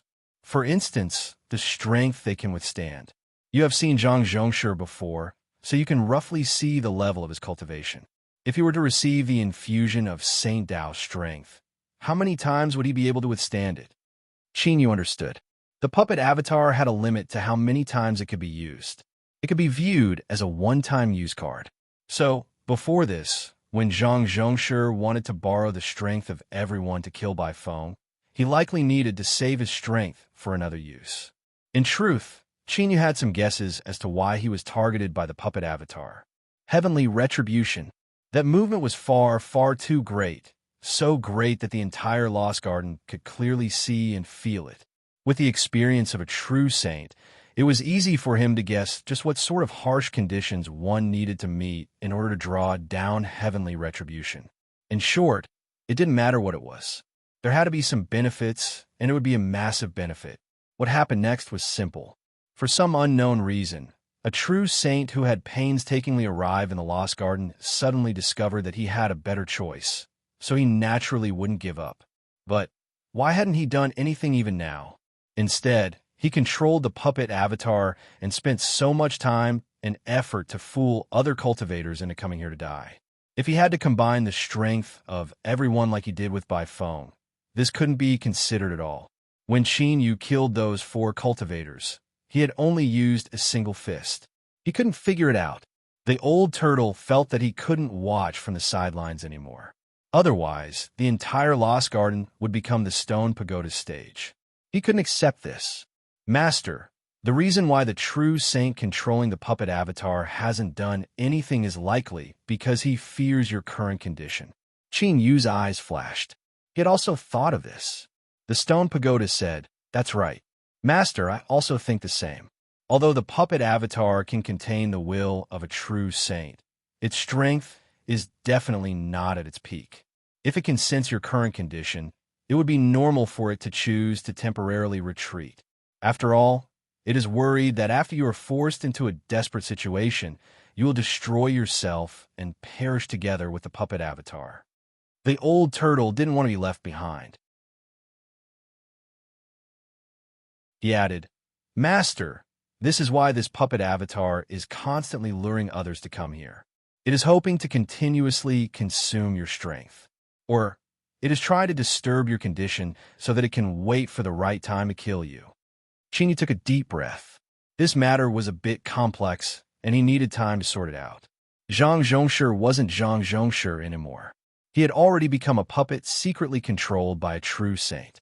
It was likely because of the heavenly retribution that the true saint changed his target to Qin Yu. It was only because he was worried about the terrifying strength within Qin Yu's body that he didn't act rashly. He was waiting for an opportunity. Once he found one, he would use thunderous methods. It's not just that. Even if he can't find an opportunity before the Lost Garden closes, he will still take the risk to attack. The Stone Pagoda said in a low voice. Qin Yu slowly nodded. It wasn't difficult to come to this conclusion. He just needed to think about it from another perspective. In other words, even if he could deal with the true saint avatar, he still wouldn't be able to avoid facing it head-on. In his current condition, if he were to clash with the puppet avatar of a true saint, he would collapse in minutes. In other words, with his current knowledge, no matter what angle he considered it from, Qin Yu would undoubtedly die. To determine his own future, the chances of him dying were as high as 999,999%. This certainly wasn't something that would make one feel happy. Qin Yu's complexion paled. For the first time, he felt a bit of regret.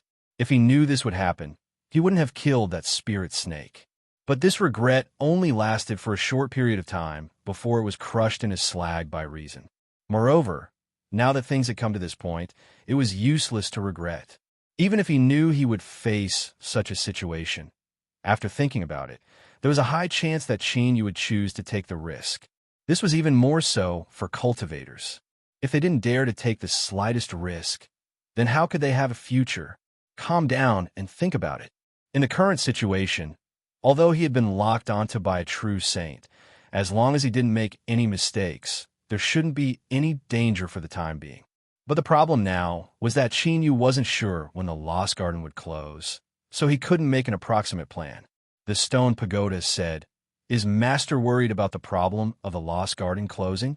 I just happen to know a bit about this." The old turtle, you know? How do you know everything? Bastard, are you a puzzle set with 100,000 whys and whys? According to past conventions, once the Lost Garden is open for more than a month, it is called a long-term open state. If there aren't any accidents, it will remain open for at least a month and a half. So, there is no need for Master to worry too much for the next few days.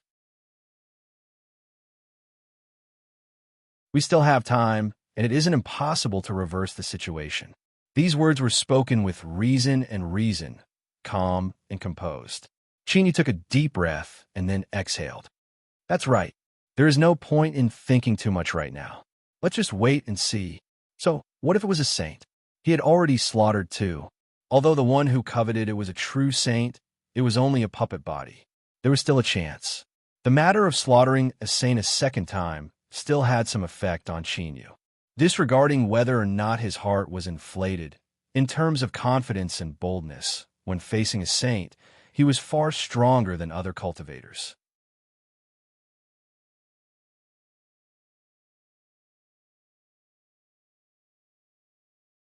Chapter 1270. The things he obtained from Su Wei passed through the hands of the old turtle and the stone pagoda, but in the end he didn't obtain anything. Luckily, Cheney didn't have too many hopes for this. In a tight state of time, he casually put it away, a mere little cultivator that he could easily destroy with a wave of his hand. So what good things could he possibly have?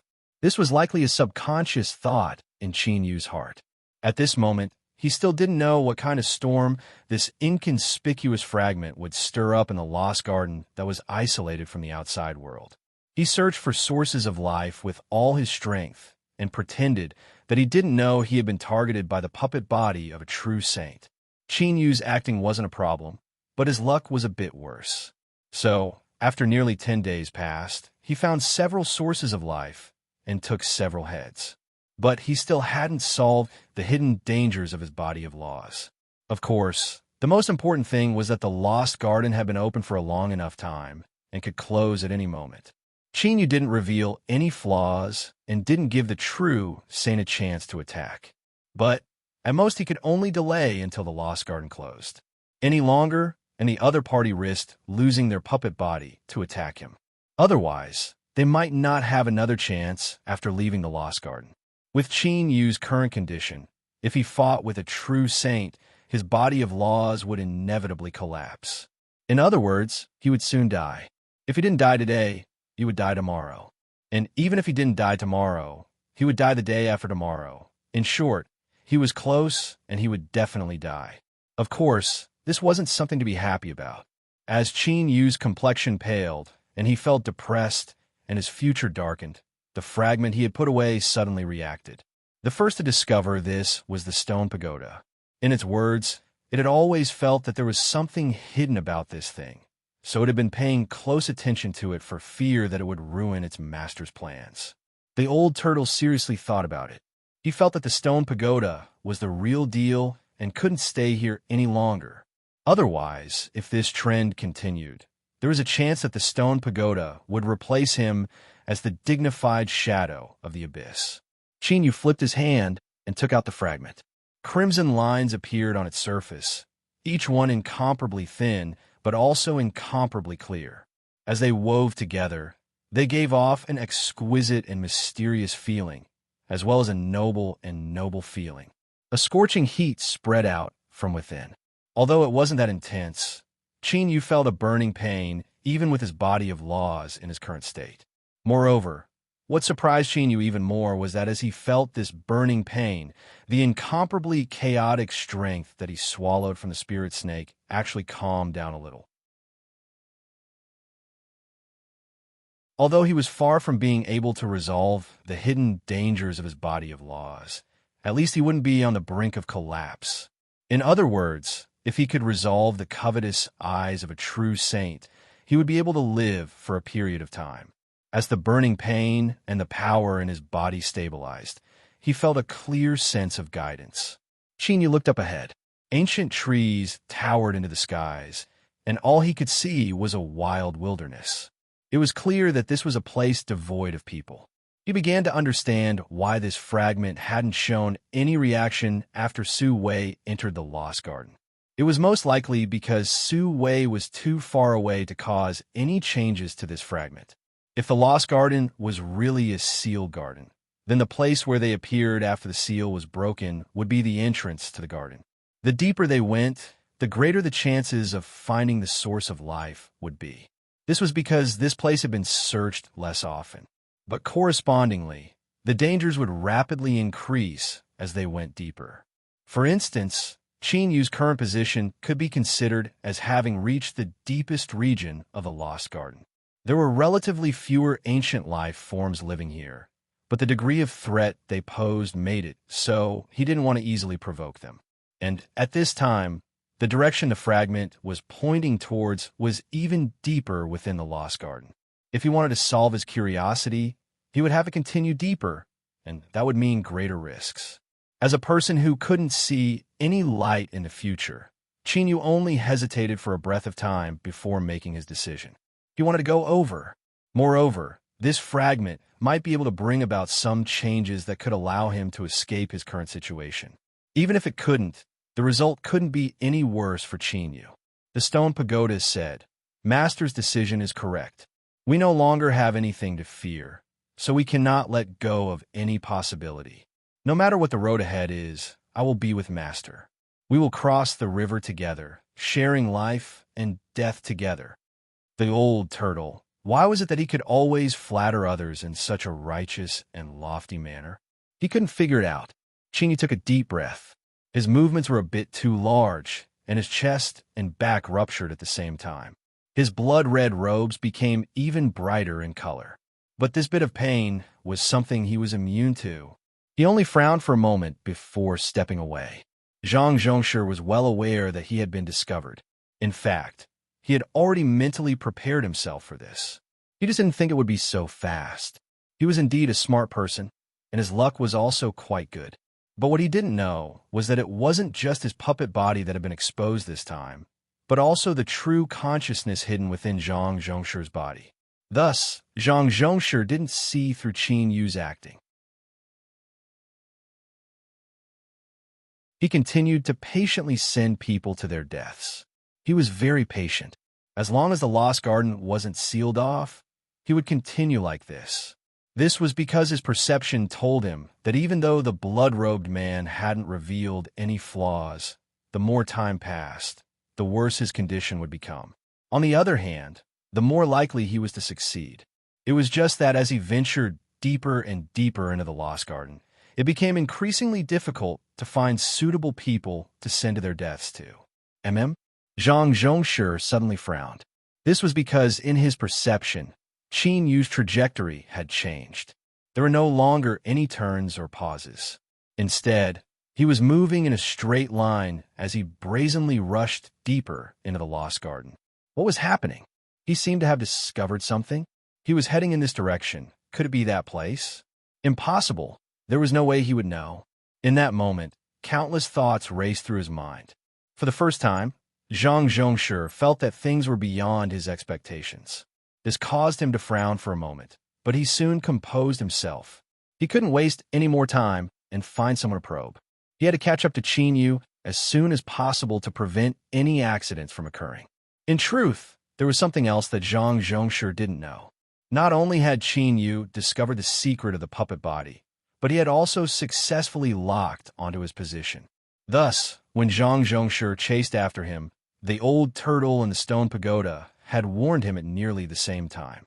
He had actually chased after him. This was beyond Qin Yu's expectations.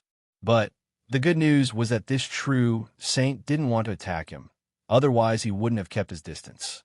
From the looks of it, this was to prevent something from happening. As for the specifics, Qin Yu couldn't guess. But since this person didn't want to attack him, then he didn't need to worry about him for now.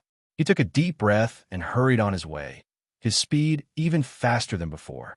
With the old turtle leading the way, things went smoothly and he didn't encounter any more troubles.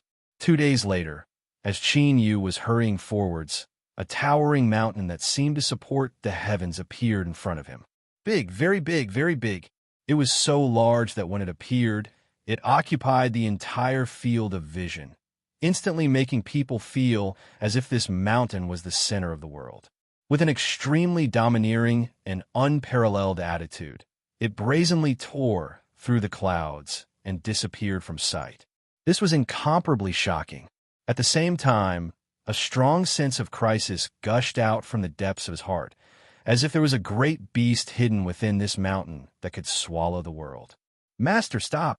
Master, be careful!" 2 voices sounded out at the same time. This was enough to prove that this wasn't an illusion. He took a deep breath and said, "The target I'm sensing is this mountain." Recently, the old turtle and the stone pagoda, who had been openly and secretly clashing with each other, had actually remained silent at the same time. This was extremely abnormal. After a period of silence, the calm and wise stone pagoda spoke up first. "Master, if possible, do not enter this mountain." "What is in a mountain?" "I don't know." "Is it very dangerous?" "Yes." The conversation was brief, but the deep meaning contained within was heavy and terrifying. This was because not too long ago, the stone pagoda had said that there was nothing to fear. But now, it wanted Qin Yu to choose to retreat. The old turtle coughed. "On this point, I agree with the stone pagoda." Qin Yu furrowed his eyebrows. He suddenly looked back and slowly said, "If you want me to retreat, then that means this mountain is indeed filled with dangers. I just don't know whether or not it can deal with a true saint." The meaning behind these words was clear. If you and I go in, it will be filled with dangers. The puppet body following behind will also have to face these dangers. There is also a bit of indifference and toughness. For instance, if death awaited him, why not go in and fight? Even if he died in the end, it was better to die in a desperate struggle than to die waiting in torment. The old turtle and the stone pagoda had existed for countless years. In essence, they were the most intelligent of the bunch. Even if they weren't intelligent to begin with, after experiencing the baptism of time and living for so long and experiencing so many things, they would become much more intelligent. They certainly understood the deeper meaning behind Qin Yu's words. In fact, they were even more aware of the truth. If death awaited them either way, then why not rush forwards?